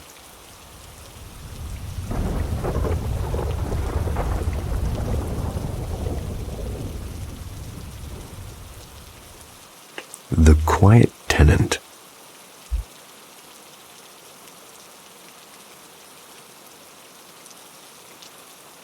About 10 years ago, I moved into a small loft apartment inside a red brick building. It had once been an all-girls boarding school. The arched stone entrances were still carved with dormitory and chapel, like whispers from another era. At first, the place had a soft, almost cozy atmosphere that kind of makes you want to leave your doors unlocked. And my unit used to be a reading wall with tall windows running along the entire wall. Sunlight would spill in like honey every morning, and the street lamps kept it glowing pretty well at night and gently. My father lived only a few blocks away, and back then he was deep into his PhD in metaphysics, and he'd become fascinated with the unseen world, like tarot spreads and energy healing and astrology charts, chanting, meditation, all of that. It never scared me, honestly. I thought it was kind of enchanting. I stayed with him for a while before moving in, and I sometimes felt the air in his house got a bit thick at night. Never crossed into fear, though. About 6 weeks after moving into the loft, I noticed something had shifted. It wasn't like the air turned cold or heavy, just different. The warmth I'd first felt was replaced by something quieter and denser, like a room after an argument. I told myself it was just the end of a honeymoon phase, but soon I couldn't shake the feeling that I wasn't alone anymore. Didn't feel malicious, just watchful and waiting. The sensation crept beyond my apartment. Even stepping through the lobby door felt like passing an invisible checkpoint. And then my cat began to act strangely. She refused to go near the small hallway that led to my bathroom. She'd hiss at the empty space, her stare fixed into the kitchen like she expected somebody to answer her meows. And at night, she'd bolt into a narrow beam above my bed and crouched with her tail puffed up. I laughed it off at first, because cats are weird, right? You are indeed correct, but moving on. The bathroom was the worst. Carried a strange heaviness, like someone's forgotten sorrow. I rushed through the showers, brushing my teeth with my shoulders hunched, always feeling a presence just behind me. My sleeping area was a raised platform, separated from the living space by a tall partition. And from bed, I could see straight into the bathroom and partially down the steps into the kitchen. And more than once, I sensed something move. A soft blur sliding from the bathroom toward the kitchen. Sometimes it was just a flicker at the corner of my vision, and other times it was a shadow that wasn't mine. I mentioned it to my dad, expecting him to tease me, and instead he calmly said, "Probably the same thing that stayed at my house for a while." He told me how once his step-nephews were visiting, and one of them, while chewing on a slice of pizza, looked toward the hallway, said there was a black shape floating there. It vanished when he blinked, and not long after I moved out, Dad said the shadow, or whatever it was, disappeared too. Apparently, it hadn't disappeared, it moved with me. When my boyfriend came to stay for a month, things escalated. I'd only told him about the not being alone feeling, not the rest of them. So the first night he woke me up. My cat had somehow appeared on the high beam again, without making a sound or showing how she got there. Well, he was unnerved when I told him it was just cats being cats. The following afternoon, I'd come home to find him pale and shaken, and he'd been working on his laptop when he felt someone watching him. He looked up to see a man-shaped shadow standing in the kitchen doorway. Thinking it was an intruder, he rushed toward it, but simply dissolved, and when I told him everything, he was furious. I'd kind of kept it from him. But after that, he started spending his days at the library. He stayed up late most nights, and he began to see it too, a shadow slipping from the bathroom down to the kitchen. I said they looked like feet, like low to the ground, like something walking just below the edge of vision. The final weeks before the move was unbearable. The loft no longer felt neutral, it felt hostile. One evening, while I'm sitting on the bottom step sorting books, my boyfriend facing me, a shape passed behind me. It didn't just move, it blotted out the warm light from the kitchen as it went by. And before I could speak, he whispered, "It just walked past you."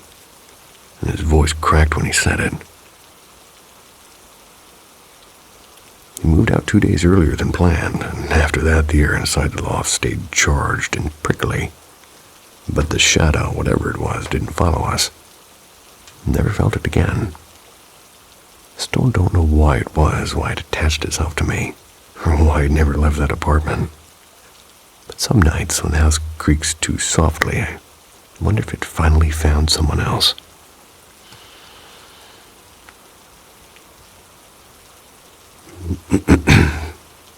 And if you ever need someone to listen to that's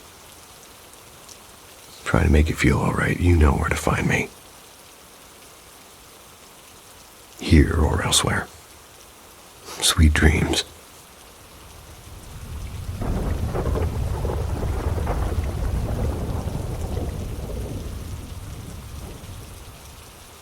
Greetings, fellow travelers of the Uncharted, from Paranormal M. drop a comment below to help us move this algorithm along and help us compete with the larger channels so we can keep bringing you daily accounts of paranormal activity. Hit that subscribe button and turn on notifications to be part of our latest mind-expanding tales. Enjoy the ride. The Utah House Woman. Spelled E-U-T-A-W, nonetheless. As a local water treatment specialist in rural central Pennsylvania, USA, I've had some unique experiences while in some pretty creepy locations. Turns out water treatment equipment is usually in the basement, along with those things that we often feared when we were little kids. Nearly 30 years ago, I was an apprentice to a soon-to-be retiring tech. The man was solid, no bull, and not really somebody you'd mess with. Our day's work schedule took us to the Utah house. The softener needed repaired, and of course, the basement. We each had our tools and headed down a very obviously circa 1700s to 1800s set of steps, dark as night and musty. Already something felt ugly. I had a nausea come over me, but thought it was maybe just the fast food that we ate. My mentor worked, and looking over his shoulder, holding a flashlight, when somewhere in the room a groan was uttered. I'm not kidding you. I wheeled around with that light fast to see what it could have been. The old tech spun around with me at the same time. In the narrow light cone emitted by the flashlight stood an old woman in complete Victorian attire. No bullshit. The mentor was hightailing it up the rickety steps before I knew it, leaving me with the specter. Nah, no way, I'm out. As soon as my foot hit the first step, I shined the light back towards where I had seen her. Of course, gone. The old mentor was waiting for me up in the kitchen when I finally reached the top. I must have looked as pale to him as he did to me. He fumbled his words but managed to get, "Did you see that?" to come out. I think it was pretty obvious that the answer was yes. We never mentioned it to the current owner of the inn, but later I read about the history of the place. I don't know who the old woman was, but in hindsight, and I mean true hindsight, as that's where she was to both of us when we climbed out of the basement, I don't think she meant any harm to us. I'm not even sure she meant to scare us, now that I reflect back upon it. Kind of sad that she's caught up there somehow, but I think I'll pass on any future opportunities that may present themselves to me as it relates to service work there.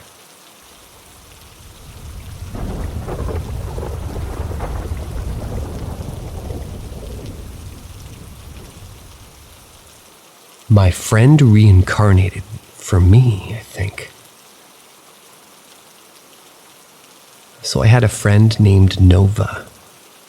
He was your super cool spiritual dude, early 20s, but an old soul. He believed in magic with our thoughts, that we would make the world, energy, and with willpower, everything and all that jazz. When we met, I was agnostic. I didn't believe in anything that wasn't tangible. I was raised in a Catholic household, though. When we met, it was like an instant bond was formed, and we pretty much spent time together like brothers would. His family knew who I was because he was always at my apartment, but I hadn't met them before. He was deep in Queens, I was in New Jersey. Nova was an incredible dancer. He was a master of flow, and it showed. My dude was butter on the floor. He was my inspiration to pick up shuffling and started trying to learn from him. He was more than willing to teach, too. He notices I have some issues with trauma from my childhood and suggested that we drop some L and see what happens. At the time, I hadn't ever tried psychedelics, but had heard of them. He believed them to be a tool to grow yourself. Had some pretty fascinating theories, to be honest. This is where shit gets weird, so buckle up. We're tripping in my apartment one random day, November 2016. He randomly starts the conversation of what the other would do if we died. Taken back, I just said the first thing that came to my mind, that I would haunt him. He said he would come back as my dog, as he sees how much love and affection I have towards critters. Jokingly, I said, I can't have a dog in this apartment. So he said, what about a cat? Up until this point, I never owned a cat. Not that I had anything against them, I've just always wanted a particular cat. We go back and forth, joking about how I want an orange cat like Garfield. Smart, independent, real character, you know? Conversation ends, it's settled. He'll come back as my cat, and we'll go about our day. I had completely forgotten about this event up until it became relevant later. Fast forward to January of 2017.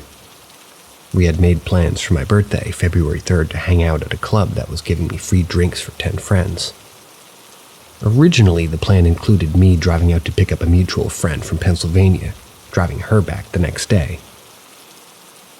Sometime before the new year, Nova loaned me stuff and expected me to cover some money with the refund I was expecting. As January went on, my disbursement is taking longer than expected, and we start fighting over it, as it was putting him in a bad spot. February rolls around, we aren't talking, and he skips my party. Instead, having someone else pick up our friend, and they went about their business. Stroke of midnight-ish, I'm at the club. He texts me, asking about the money update, and I ignore it. Next morning, wake up to texts from mutual friends, talking about how said girl was in a car accident the night before and had passed away. No one can find Nova. He's missing in action. I know in my gut, starting to freak out and trying to find him. A few hours later, figured out that he had asked some asshole racer friend to drive her home. He went 140 in a 40, flipped the divider and rolled a bunch, killed both Nova and my mutual friend. I can't express in words how responsible I felt. I started failing college and I was in pretty bad shape. This was my twin flame. Really one of the only handful of people in my 25 plus years of life that I connected with. I was contemplating suicide, pretty much incapable of existing. Went to his funeral, met his family for the first time, and they knew how bad I was. His mother gave me an envelope full of his ashes, telling me that she knew that he considered me family, and that he would want me to have them. I bought a tree of life necklace to store his ashes and wear around my neck, small comfort. A few weeks have gone by and I'm still grieving. Failing courses, overall not sure what to do. Then the single fucking weirdest thing happens. My sister calls me up, minor backstory. Nova and my sister had met, I introduced them. They clicked and were on a friends with benefits status for a while. I was very close with her, and her at the time, Pitbull Rex. He was as fucking crazy as his name suggests. Sounds like it. She lived right around the corner from me, so we chilled fairly often. She was ground floor and myself on the 3rd floor. So she calls me up and she's like, "Hey bro, I need a favor from you. There's this cat that's been chilling outside my house for a few days, meowing like nuts. I fed it, given it water, and nada. Just sits out front meowing every day, and Rex is gonna kill it, I swear. Can you come over and take it somewhere, please?" At this point, nothing's clicked because why would it, you know? You can imagine what happens next, though. I walk over, she lets me in, and says that she's not sure if the cat lived here before or something because it's super friendly. I ask where it is, and she says that she gave him a bath and he's in the room drying. Like, a stray cat let you bathe it? Yeah, I don't know, bro, it's a weird cat. She opens the door and out strolls a fucking maybe 6-month-old orange tabby. My heart races every time I recount this experience because the second we locked eyes, I knew. I think the cat knew I knew, too. I lost my shit and I'm now bawling on the floor in tears because here he is, back in cat form. My sister starts freaking out because I'm freaking out. Starts asking me what the fuck is going on. I bend down, pick up Nova Cat, and simply look at my sister through tears and proclaim it's Nova, he's back. She's all question marks at me because she never heard the story, so I recount to her what I recounted here. She was left breathless.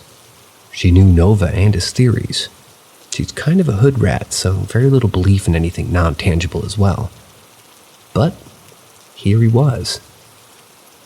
She asked me how I could know if it was him, and it was as if he knew what was being asked because the fucking cat put his paw on my necklace,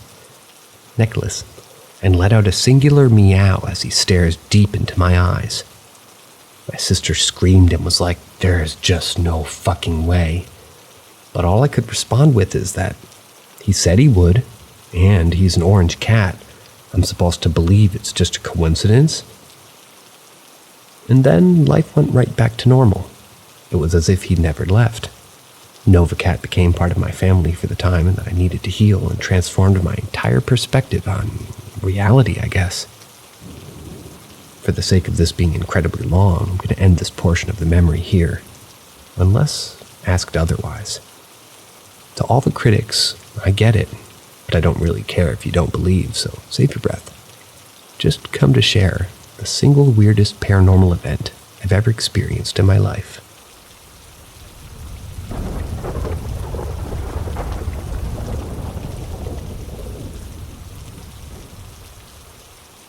There is something else living in my house.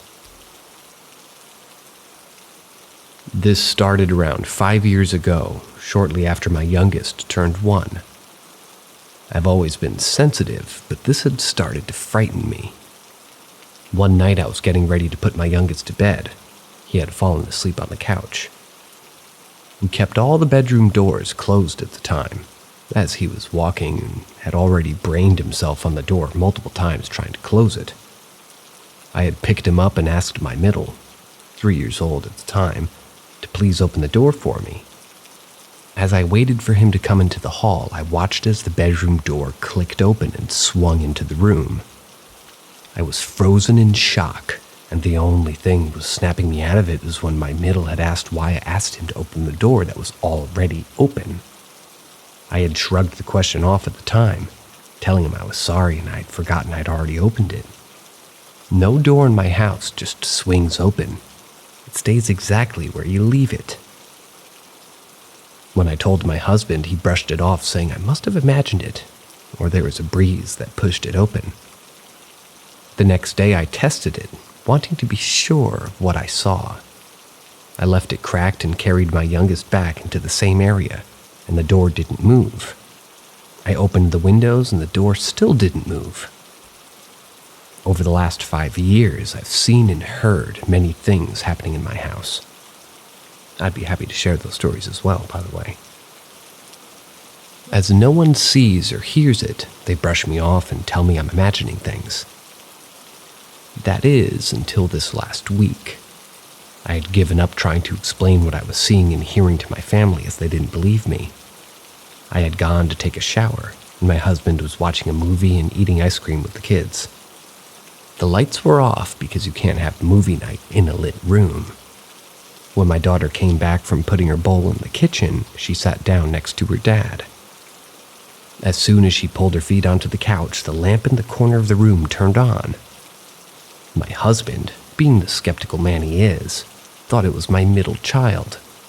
He asks if he was, back behind the couch, and seconds later he walks into the room from the kitchen. Now, this is a crank lamp. You have to really turn the dial for it to light up. I had turned it off before getting into the shower, as I knew that they would start the movie without me. When I left the bathroom, my husband looks at me and says, "I think you were right about the ghost." He pulled up the security camera footage and you can clearly see the light on. Rather, the light turning on. You can hear him ask for my middle child and see him enter the room a few seconds later, too. Now I feel smug that I'll no longer be called crazy, but the activity's picked up quite a bit in this last year, and it started to make me uneasy. Especially since my youngest has started seeing the same figure I see in his bedroom.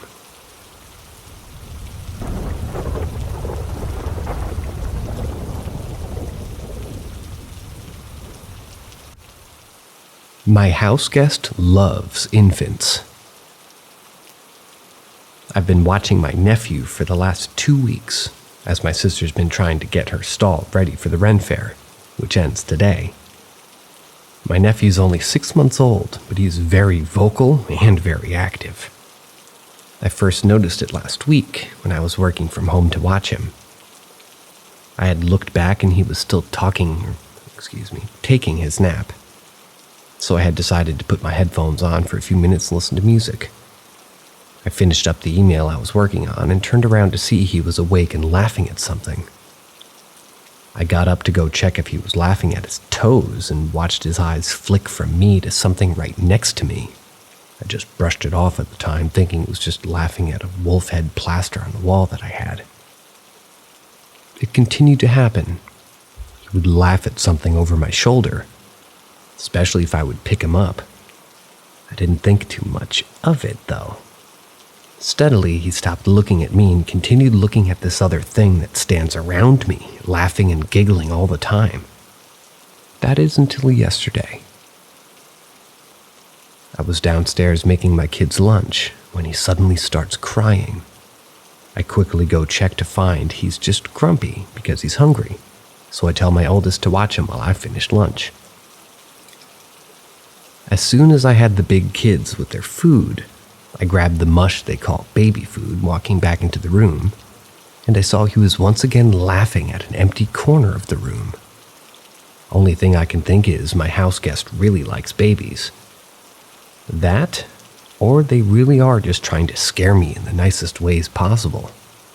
They still move my stuff around, and have lost 4 of the necklaces I made for my sister's stall.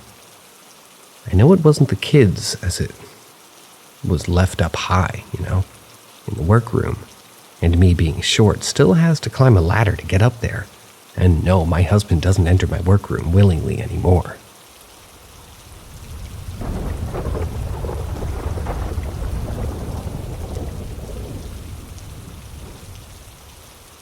Psychic Medium Story. I, a 20-year-old female, am a generational psychic medium, trained with the very experienced psychic medium for several years before starting my own practice. I wanted to share a story that happened a few years ago and was my first big encounter.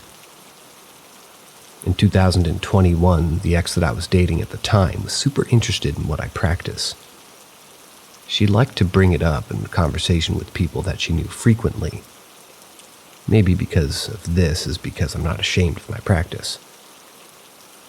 This is all within the first 5 months of us dating, and we were at her grandmother's house. Granted that this was the first time that I was meeting this woman and her grandma. Told me that my ex told her about my gifts, and that she was curious if there was a presence in my house, because she had weird occurrences on a regular basis. I told her that I could walk around, and if I sense anything, we could do a session since I always carry my stuff with me in my car. Long story short, I did feel a strong presence in that house. So, we decided to do a session. We preferred the method of communication with the spiritual realm as dowsing rods. I'm clairaudient, so having a conduit for communication allows me for better clarity in communicating. We opened the session with basic questions such as, is there a spirit in this home that's willing to speak to us? The answer was yes. We moved on to more specific questions such as, were you an original resident of this home? It answered yes again. We asked for a name and it gave us Robert and the name of the road that the house was on. We're going to call it Smith Road because the original name is very specific. As we spoke with this Robert, the ex and the grandmother were asking their full share of questions while I turned in to see if anything was to be heard through my clairaudience. It was discovered that the spirit was a stillborn child of the original homeowners, who remained in the house to grow up with his siblings. He shared that he was stuck at that house because there was nothing to remember him by, so he stays. The grandmother asked if there was anything that we could be doing in order to help him pass over, and out of nowhere I blurted the word, bluebells. like the flower. This older woman whom I was meeting for the very first time looks at me with the most shocked expression before she just starts sobbing. I was quite confused because I didn't know the woman well enough to know of any significance. But when I looked at my ex, she was just as confused as me. After the grandmother collects herself, she quietly says, "I dug them up," and stands from her chair before going into the kitchen of her house. I close the session with the spirit before I allow myself to get more drained, and after I'd say 10 minutes or so, the grandmother returns. She hands me an old local newspaper from decades past, and the front article is titled "The Blue Bells of Smith Road," Smith in quotes. It was basically a story about a man who came from a different state because his mother told him the story of a farmer's wife who planted bluebells at the now grandmother's house, and they spread through the entirety of the ditch along the road.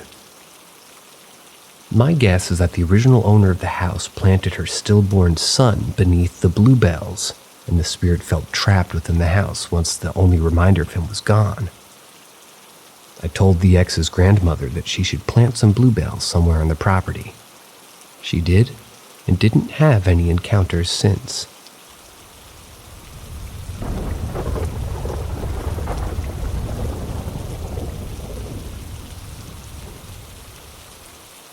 The Whistling Entity.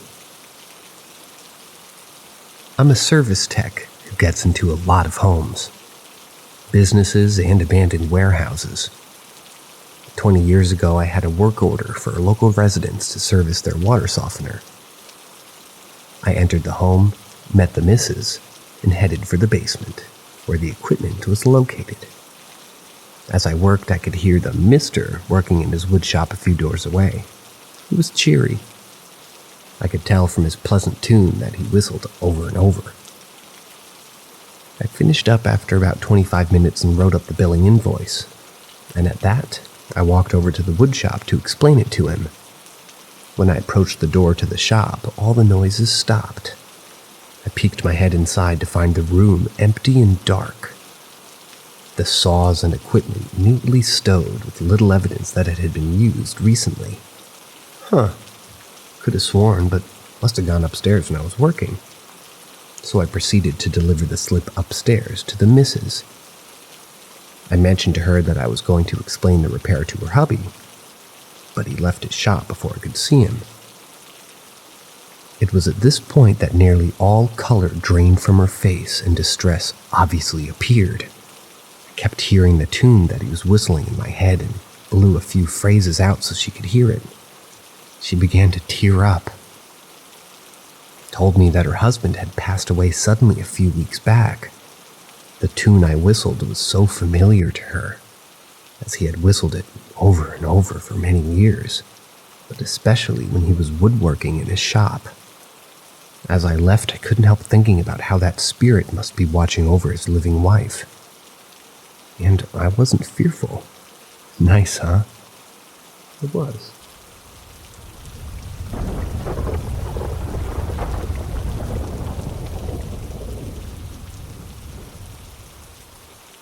My own personal experiences. I'm 22 now.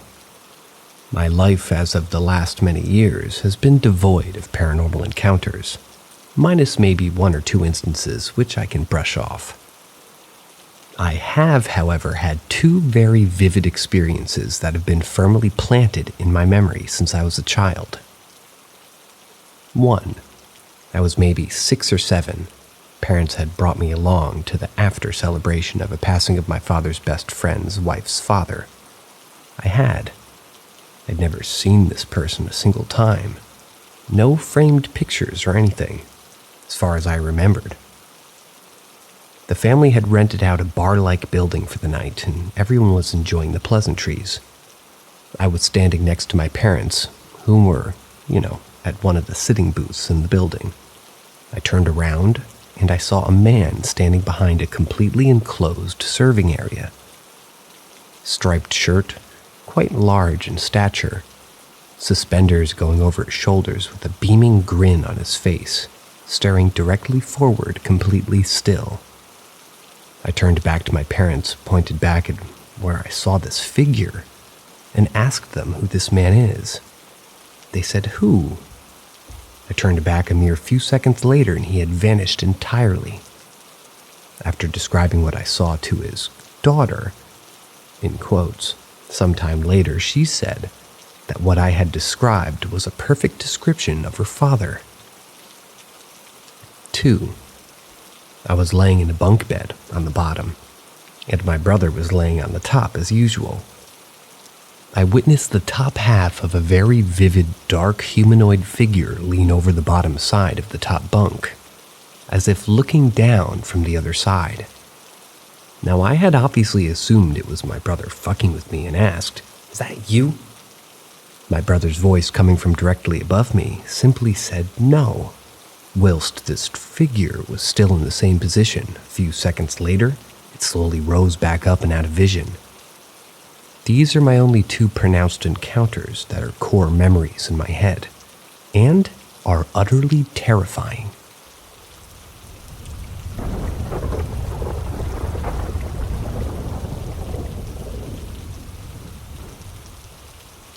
Night buggy. When I was a kid living in a rural town, my room was on the ground floor, making that whole sneaking out thing all the easier, and I never got caught. One night, my buddies and I snuck out on our bikes. We lived close to the Interstate 80 in central Pennsylvania, and we headed towards one of the underpasses of that highway. Next to this bridge was a huge billboard, always lighting up the night sky with its advertising. It was a good place to hang out, and this night, it was pretty dark. Not a star or a moon in the sky, the only light was provided by that billboard. We all sat underneath this bridge around 2 a.m. when we hear hoofbeats in the distance coming closer. That in and of itself didn't frighten us. Hell, we live in the square heart of Amish country. But 2 a.m.? Very odd. As the footfalls came closer and closer, we laughed and shot the bull about this girl or that one, when suddenly our giant billboard went black, just as the hoofbeats were on us. We freaked out when we saw the darkest buggy we'd ever seen in our young lives pass under the bridge where we were now sitting. The horse's eyes seemed to glow red, and due to the chill in the air that fell that evening, the steam puffed forth from the horse's nose. From there, it was free-for-all. We all scrambled to mount our bikes and get the hell out of there. As we each headed our separate directions, in our wake found the billboard lighting back up, and the horse and buggy to be gone. What the hell? Where did it go, and why did the billboard go black? It was all too much for us junior hires, but most likely just a coincidence, right? Doesn't explain the sudden disappearance of that buggy, though, and that sign going dark at that very moment. That stuck with me all these 4 decades later, but it's a cool story to tell for sure.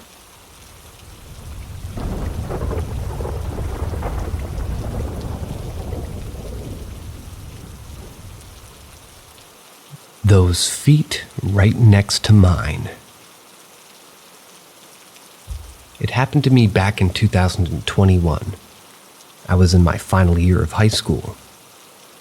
One day my room's AC wasn't working, so my mom told me to sleep in her room, so I took my mattress with me, placed it vertically to my parents' bed, and to my left was the door of the room, which was open, and I could see the hallway.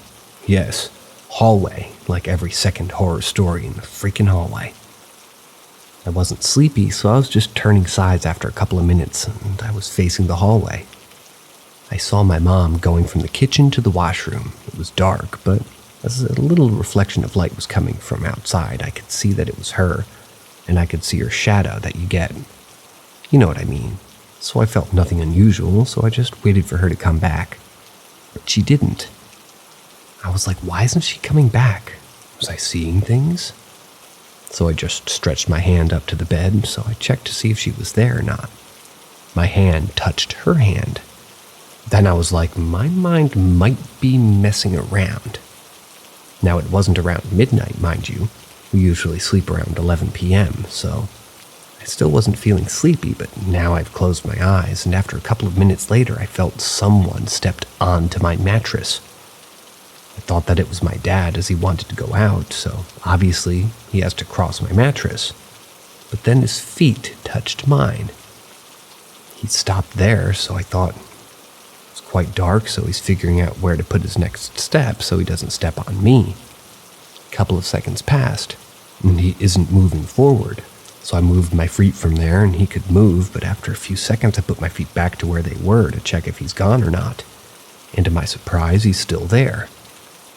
I felt a little anxious, and when I feel anxious, what my dumbass would do, I started kicking. I started kicking those feet to make him feel like, to move. Still not moving. So I opened my eyes to see what the fuck was going on, and as I opened my eyes, I saw him going out of the room, so I felt a little embarrassed that I kicked my own father. So I waited for him as well to come back so I could, make a way for him to pass by easily this time. But even he didn't come back. 20 minutes passed, but he didn't come back. So I felt a bit anxious, so I turned on my phone's flashlight to check if he came back or not, as I wasn't hearing any sound. And as I looked up, he's sleeping next to my mom. It felt creepy as I didn't see him coming back, but what could I have done? So I crawled back in my place. Next morning, I told my mom about what happened last night. She seemed to believe me, but my dad just said in the first place that I didn't go anywhere last night, and second, it was just your dream. Looking away, emoji face. I was like, no, because you know what you saw, what you felt was in a dream or not. At least I know that, and I'm sure that it wasn't a dream. I wasn't stressed out, I didn't watch any horror content during that point in time, so my mind will, fuck with me in that way. So my mom asked me that, and how I know that it was my dad. So I told her that a little reflection of light was coming from outside so I could see his back. He looked exactly like him, wearing his white sando as he usually wears, and suddenly her expressions changed. I was like, what? She replied, but last night he wasn't wearing any of his white sando, he was in his blue t-shirt. I was like, my dad still doesn't believe me, but till today I remembered the feeling of touching those full grown-ass adult male feet. Still gives me the chills. And the narrator wants to know what a sando is, white or otherwise. Please answer my question in the comments. I'm sort of allergic to Google, but not allergic to good stories. And good info.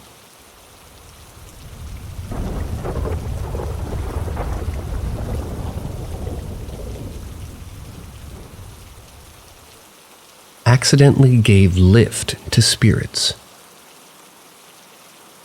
This happened to my dad around half a decade ago. He was coming home around midnight from his work on his bike. There's a blind turn on the road. He saw a family standing there asking for a lift.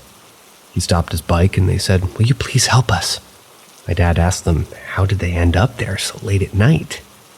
They replied saying "Oh, we missed the late bus and now we're just stuck here." My dad asked them where they were headed. They told him the address of a person, saying that they are his family. That family consisted of 2 kids, their parents, and an old lady. The 2 ladies were healthier, really healthy. They weighed around 200 to 300 pounds. My dad was on his bike, obviously. All of them couldn't fit on it. So he told them, we can do one thing. I can take these kids and grandma with me. One kid can sit in front of me and the other one can sit with his grandma behind me, and both of you, the couple, can walk to your destination. They agreed. After coming halfway through, he felt that sudden weight on the bike increase. If you've ever rode a bike, you know how it feels. I won't go into details. Back to the story. So he felt that, so he just looked into the rearview mirror. He saw something that made him shit in his pants. He saw the whole family was sitting behind him, which is practically impossible. There's just no way that many people can sit on that tiny little seat, which is just meant for only one person to sit. Max, maybe 3 or 4 can sit together on one bike. But if you insist, 2 ladies who weigh around 200 pounds each, 2 kids, 1 full-grown man, and my dad? He said when I saw that, my mind was about to explode. I was about to shit in my pants, but I just knew one thing, that I can't let them know that I'm scared. And I believe that if you won't disturb them, they won't disturb you. So I just continued driving and dropped them 500 meters before their destination, telling them that I have to make a turn from here, and now you can just walk straight from here. He came home as fast as he could next morning. He told my grandmother and my mother about what happened. She looked terrified. He asked what happened. She replied the person's address they gave him died years ago, and that whole family died in a car accident on their way back from home. Or rather, their way back home. On that same blind turn from where my dad had picked them up. And that turn is said to be haunted, as my people have died there. When you pass by it, you can still feel some sort of heaviness. Actually, that whole road is haunted. There's different points where many people have experienced some paranormal activities. I think it was a good thing that he helped those trapped souls to reach their destination, though. If you were in his place, how would you have handled it? I probably would have crashed.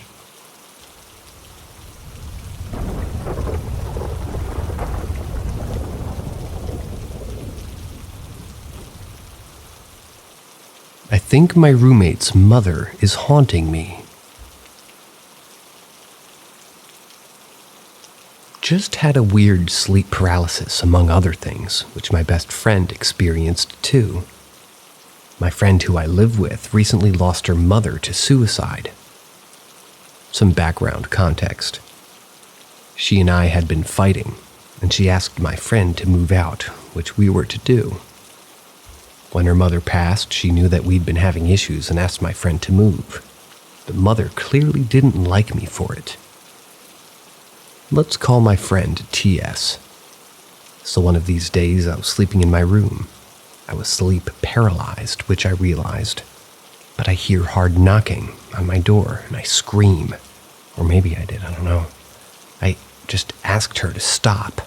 Then I hear laughter, and the voice said in Hindi, by the way, I'm Indian, Beta Shinto Mot Karo. My child, please don't worry. Then the laugh again, along with the knocking. I somehow wake myself up and I go to the door to TS to give her a piece of me. The moment I went to her door, I actually wake up. Then again I go out, I see TS sitting on the couch and I go to ask her to stop. She shows a diabolical smile. I run back to my room and then I woke up again. This time for real. TS comes out, I tell her, she hugs me and we both just weep, hugging each other.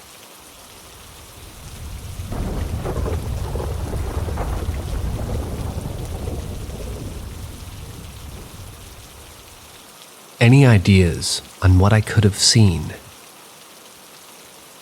This story takes place in 2014. Not positive on the month, but both myself and the person I was with have tried to look up information regarding what we've seen, but nothing quite lines up exactly. I lived in a rural area in northern South Carolina at the time, but worked in southern North Carolina. I lived with my boss at the time, and I would have driven us back to the house every night. We had a tattoo shop, so most nights we didn't head home until it was pretty late. The route we took was basically completely secluded country roads. Most late nights we wouldn't pass more than 5 cars on the entire ride. One night in particular, as we were coming through a part of the route that I only knew as Green View, due to the name of the church and a street in the area, I noticed an animal in my peripheral vision. Being in rural areas, it wasn't uncommon to see deer, dogs, even sometimes hogs by the road or in the woods. This particular animal seemed to be running alongside the car, however, which was rather concerning when it didn't immediately fall behind but seemed to keep up. As I realized how odd that this was, considering it was probably going at least 65 miles an hour, I started to turn and look to see if maybe I was just seeing a shadow. At this point, whatever it was seemed to run ahead of the car and run across the street into the woods on the opposite side. It was then that I noticed as my headlights hit the creature, instead of illuminating it, it seemed as though it absorbed the light. It appeared to be roughly the size and general shape of a wolf, but the form wasn't exactly visible. There was no reflection from the light hitting any part of the creature that I could see, not even where its eyes should have been. As it disappeared, I was extremely startled and turned to ask my friend, "What the fuck was that?" He asked what I'd seen, and I told him. He told me to tell his wife exactly what I'd said when we got home, and I did. Her eyes widened and her mouth dropped, and that's when my friend told me that he'd seen the same thing as me that night, and he'd seen it once before, but with somebody else who didn't admit to seeing it then.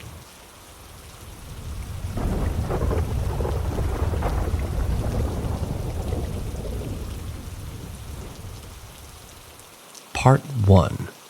Strange shit's been going on over a year.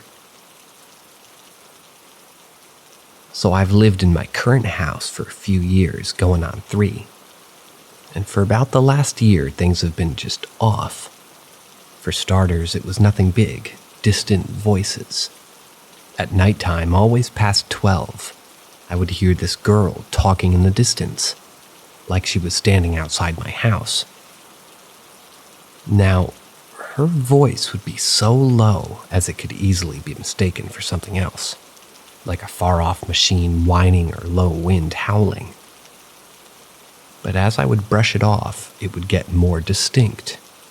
I never could make out entire sentences, but sharp single-word commands. No, stop, there, now. Words like these were unmistakable. She always had a tone as if she was over it, like a boyfriend lied one too many times, and that was it. Well, periodically became every night. Like clockwork, she'd be out there, fed up. I do have neighbors, both close enough that I assumed them to be the cause, because both are family homes. One's actually my cousin. So it made it easier to open about my experiences. She was pretty shocked when I told her, especially the frequency. Every night past 11:30 or 12, I kept assuring her. Both my cousin and other neighbor denied even being out at bed at all during the night, especially at midnight. So, in an attempt to calm them, I acted unbothered by the, in conclusion. Fast forward 6 months and the voices start changing fast. No more did I hear the girl, but different men, young men, older men, 2 men quietly conversing, and the girl's voice came back one night, but with another man's voice being with her every night. At this time, I started hearing footsteps outside my house too. I lived in the woods, so when even an armadillo is outside, which sounds a lot like a person. I grew up hunting literally everything. I start to get actually concerned that I'm being gang stalked. At night outside my home, no less. Not by a ghost, but real people. I'm a realist. Why me? There's woods, yes, but who's going to wait outside my house every night? There's no point. Then shit changed fast one night. I get chills even writing about this shit for real. The voice for the night starts to churn up and it's different. A deep voice, so deep it can literally only be compared to a demon. Almost cartoonish, it fits so well. Every other voice before that night I couldn't understand or could only make out one word here or there. Not this voice. I could understand every word. It's like it was reading a speech off a teleprompter. How never-ending it was, really. I had been nervous from this shit before, but for the first time I was fucking scared. And not a sort of, oh no, a ghost scared. More like, there's actually a person doing cult shit somewhere close to me scared. and they are aware that I am unaware. I can't remember the exact words that this thing said, but one line I do remember specifically. And in turning of man by which this revolution shall enforce, and amongst nations in accordance with predetermined judiciary. I don't know, I have no idea the context. I just simply remember that clip specifically. It's really uncomfortable being alone recounting it now. It lasted hours. I don't know how I made it through the night, but I did. The most odd thing after that was the last time I heard any voices was like 7 months ago. But instead of getting better, shit got more intense and more personal from that day forward. I wish I could explain it all tonight, but I would never go to sleep if I tried explaining the rest.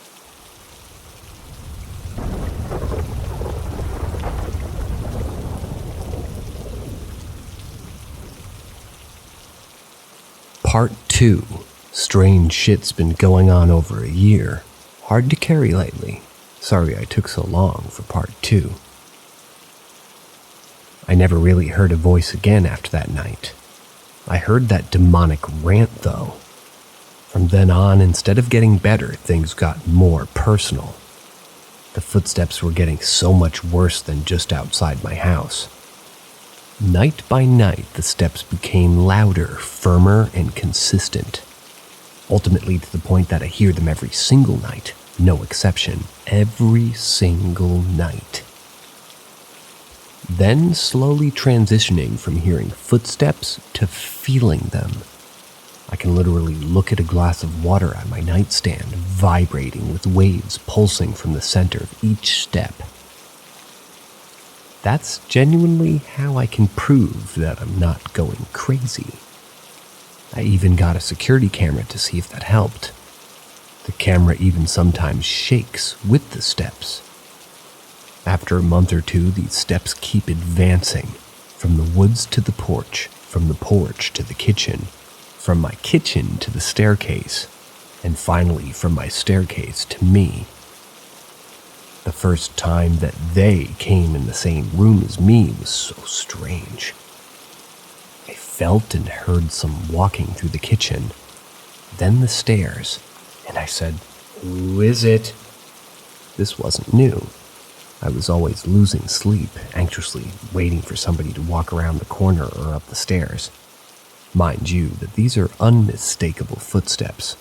Rhythm and power are two things these footsteps don't need more of.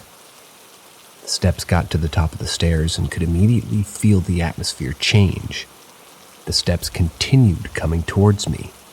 Strangely, I wasn't all that frightened. I'm aware that's silly, but these steps are so mighty sounding that when you see it's nothing making them, it's almost funny. The steps got to me, and then I can only describe as something like an energy wave passing through me. It continued on a couple of steps and then stopped. I didn't hear them again that night. So the attempt to debunk these steps began immediately. This basically becomes like the new normal day when I wasn't working. Wake up, get up, read the internet, outside or inside chores, lunch, wouldn't hear or feel a thing. Then read the internet or organize again, work out, nap, still nothing. Basically, what I'm getting at is that I tried to make it all make sense. I would keep the same appliance on during the day as the night, trying to recreate it. But all too often, I would not feel a thing till about 11 or 12. Same time as when I heard those different voices. And this would happen every night. I'm to the point now that whatever it is almost like we coexist peacefully. I'll cuss it out when it comes in the room with me. I'll tell it to leave me alone, not to mess with it, so I don't want it messing with me. It listens surprisingly well, as it won't come upstairs, but once or twice a week now, trust me, I'm always aware that this isn't normal. Besides, and or coinciding with the steps, I've had objects moved. I have 4 maps on my walls, 2 downstairs, 2 upstairs. Downstairs is a poster in a frame, and upstairs is literally a rolled out, made of blue print paper that I use to tape to secure it. Also, I like flags. I have so many I can't fly or display them all properly. So I keep a Christian flag hung up on one of my deer mounts at the beginning of the stairs. I know I hung it on the left brow tine. I know this because I put pins of different places I visited through my mount's ears sometimes, like they're wearing an earring. I deliberately put a flag on the left, be a pin, and it was on the right side. When I got home from work the next day, the first thing I saw when I opened the door was my framed maul on the ground. Frame busted. I'm confused because I got these two 35-pound capacity hooks that I looped the wire around. I know this frame isn't even 5 pounds. I fix the frame and hooks and put it back. Go upstairs and the paper map on the same side of the house as the other. It's also down on the ground. There's no way that tape wasn't strong. You could see the sticky still on the wall from the tape, like I don't see how it just fell down. No way it would. Stick it back up, kind of flustered now, and still brush it off. Next I go to get in the shower and boom, face to face with this deer that has this Christian flag hanging off its right this time. I honestly couldn't believe it. I pulled it off and unstuck the pin and flag, ironically because that's the entire point of me putting them on opposite sides the day before. One more thing. The steps sometimes follow me to my Nana's. I stay with her a few nights a week since my papa died, and the steps can just, the steps can be just as intense there. My house and her house are about 2 miles away from each other.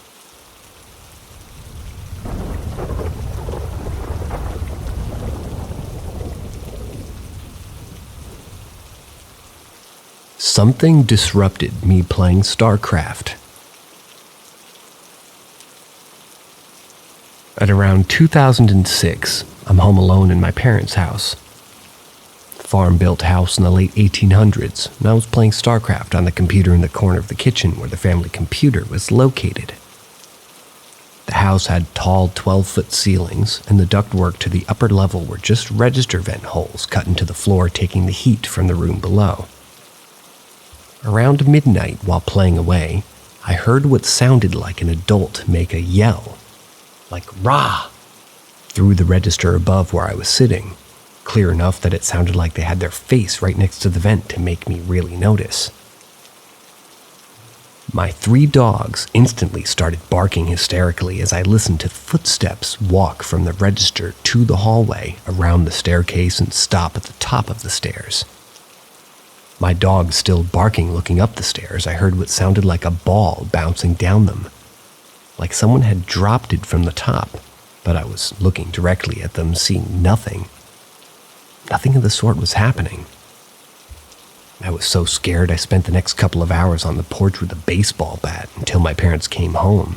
My dad gave the house a sweep to double check it was empty. Hands down, the most wild thing I've had happen to me personally.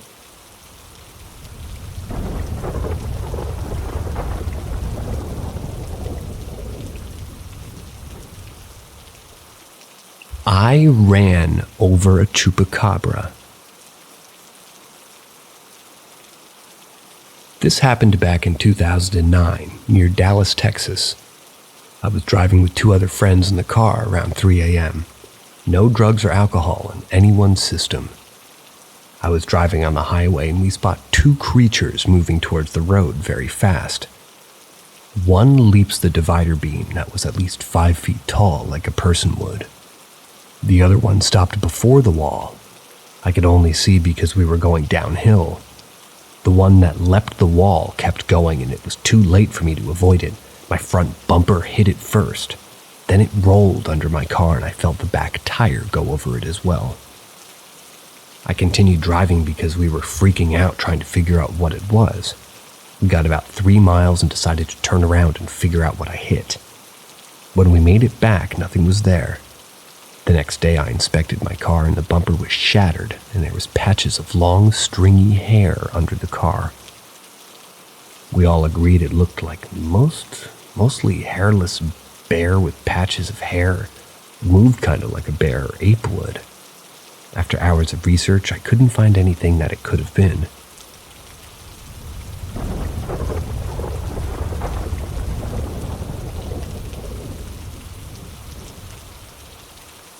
Things have gotten a little bit weird lately.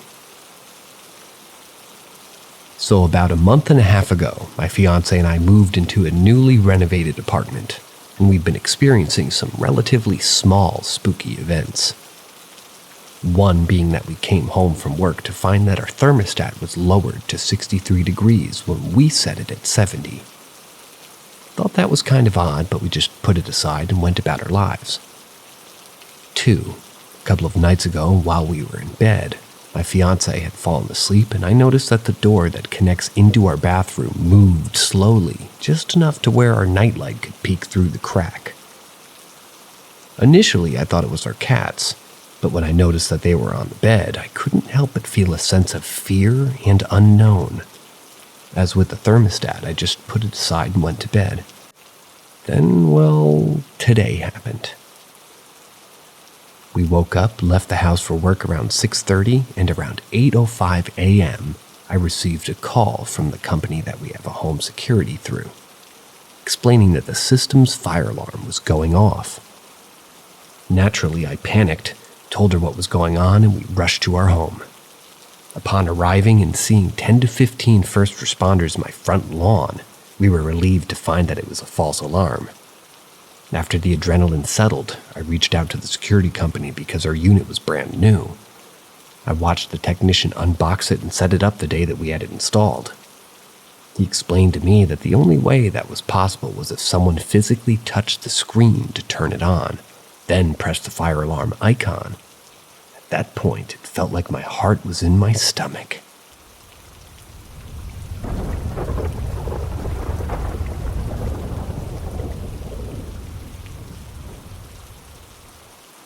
Once, I was trapped in a dream.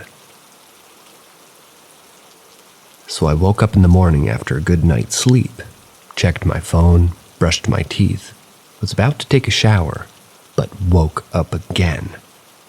Confused as fuck, looked at the time, 3:49.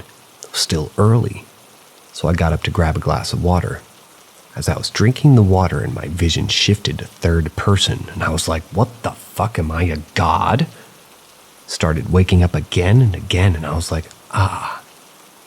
not so quick.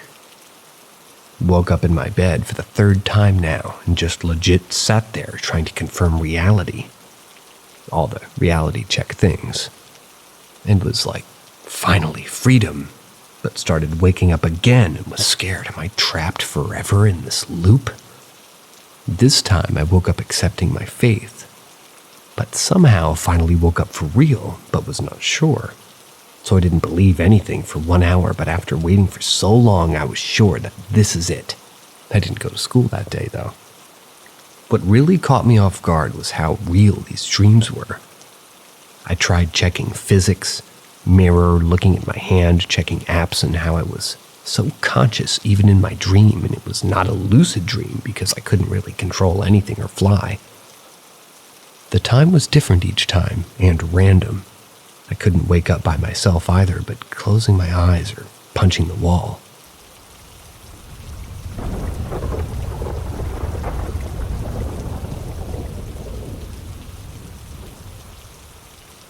The young girl that follows me. Since about 2020 or so, I've been seeing this girl. From the age I am while writing this, she's quite a bit younger than me, maybe 8 or 9. This girl, though, she kind of looks like me or my sister when we were younger. The thing with me and my sister, Em, is I've grown up looking just like she did when she was my age. My parents had 4 kids, including me. Bit with some pictures that they could easily get away with saying that they had 3.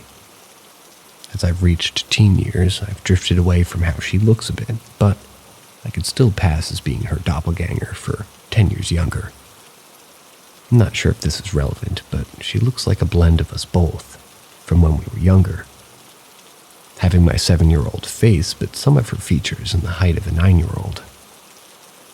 What's even stranger is she wears the Sam's pink night dress.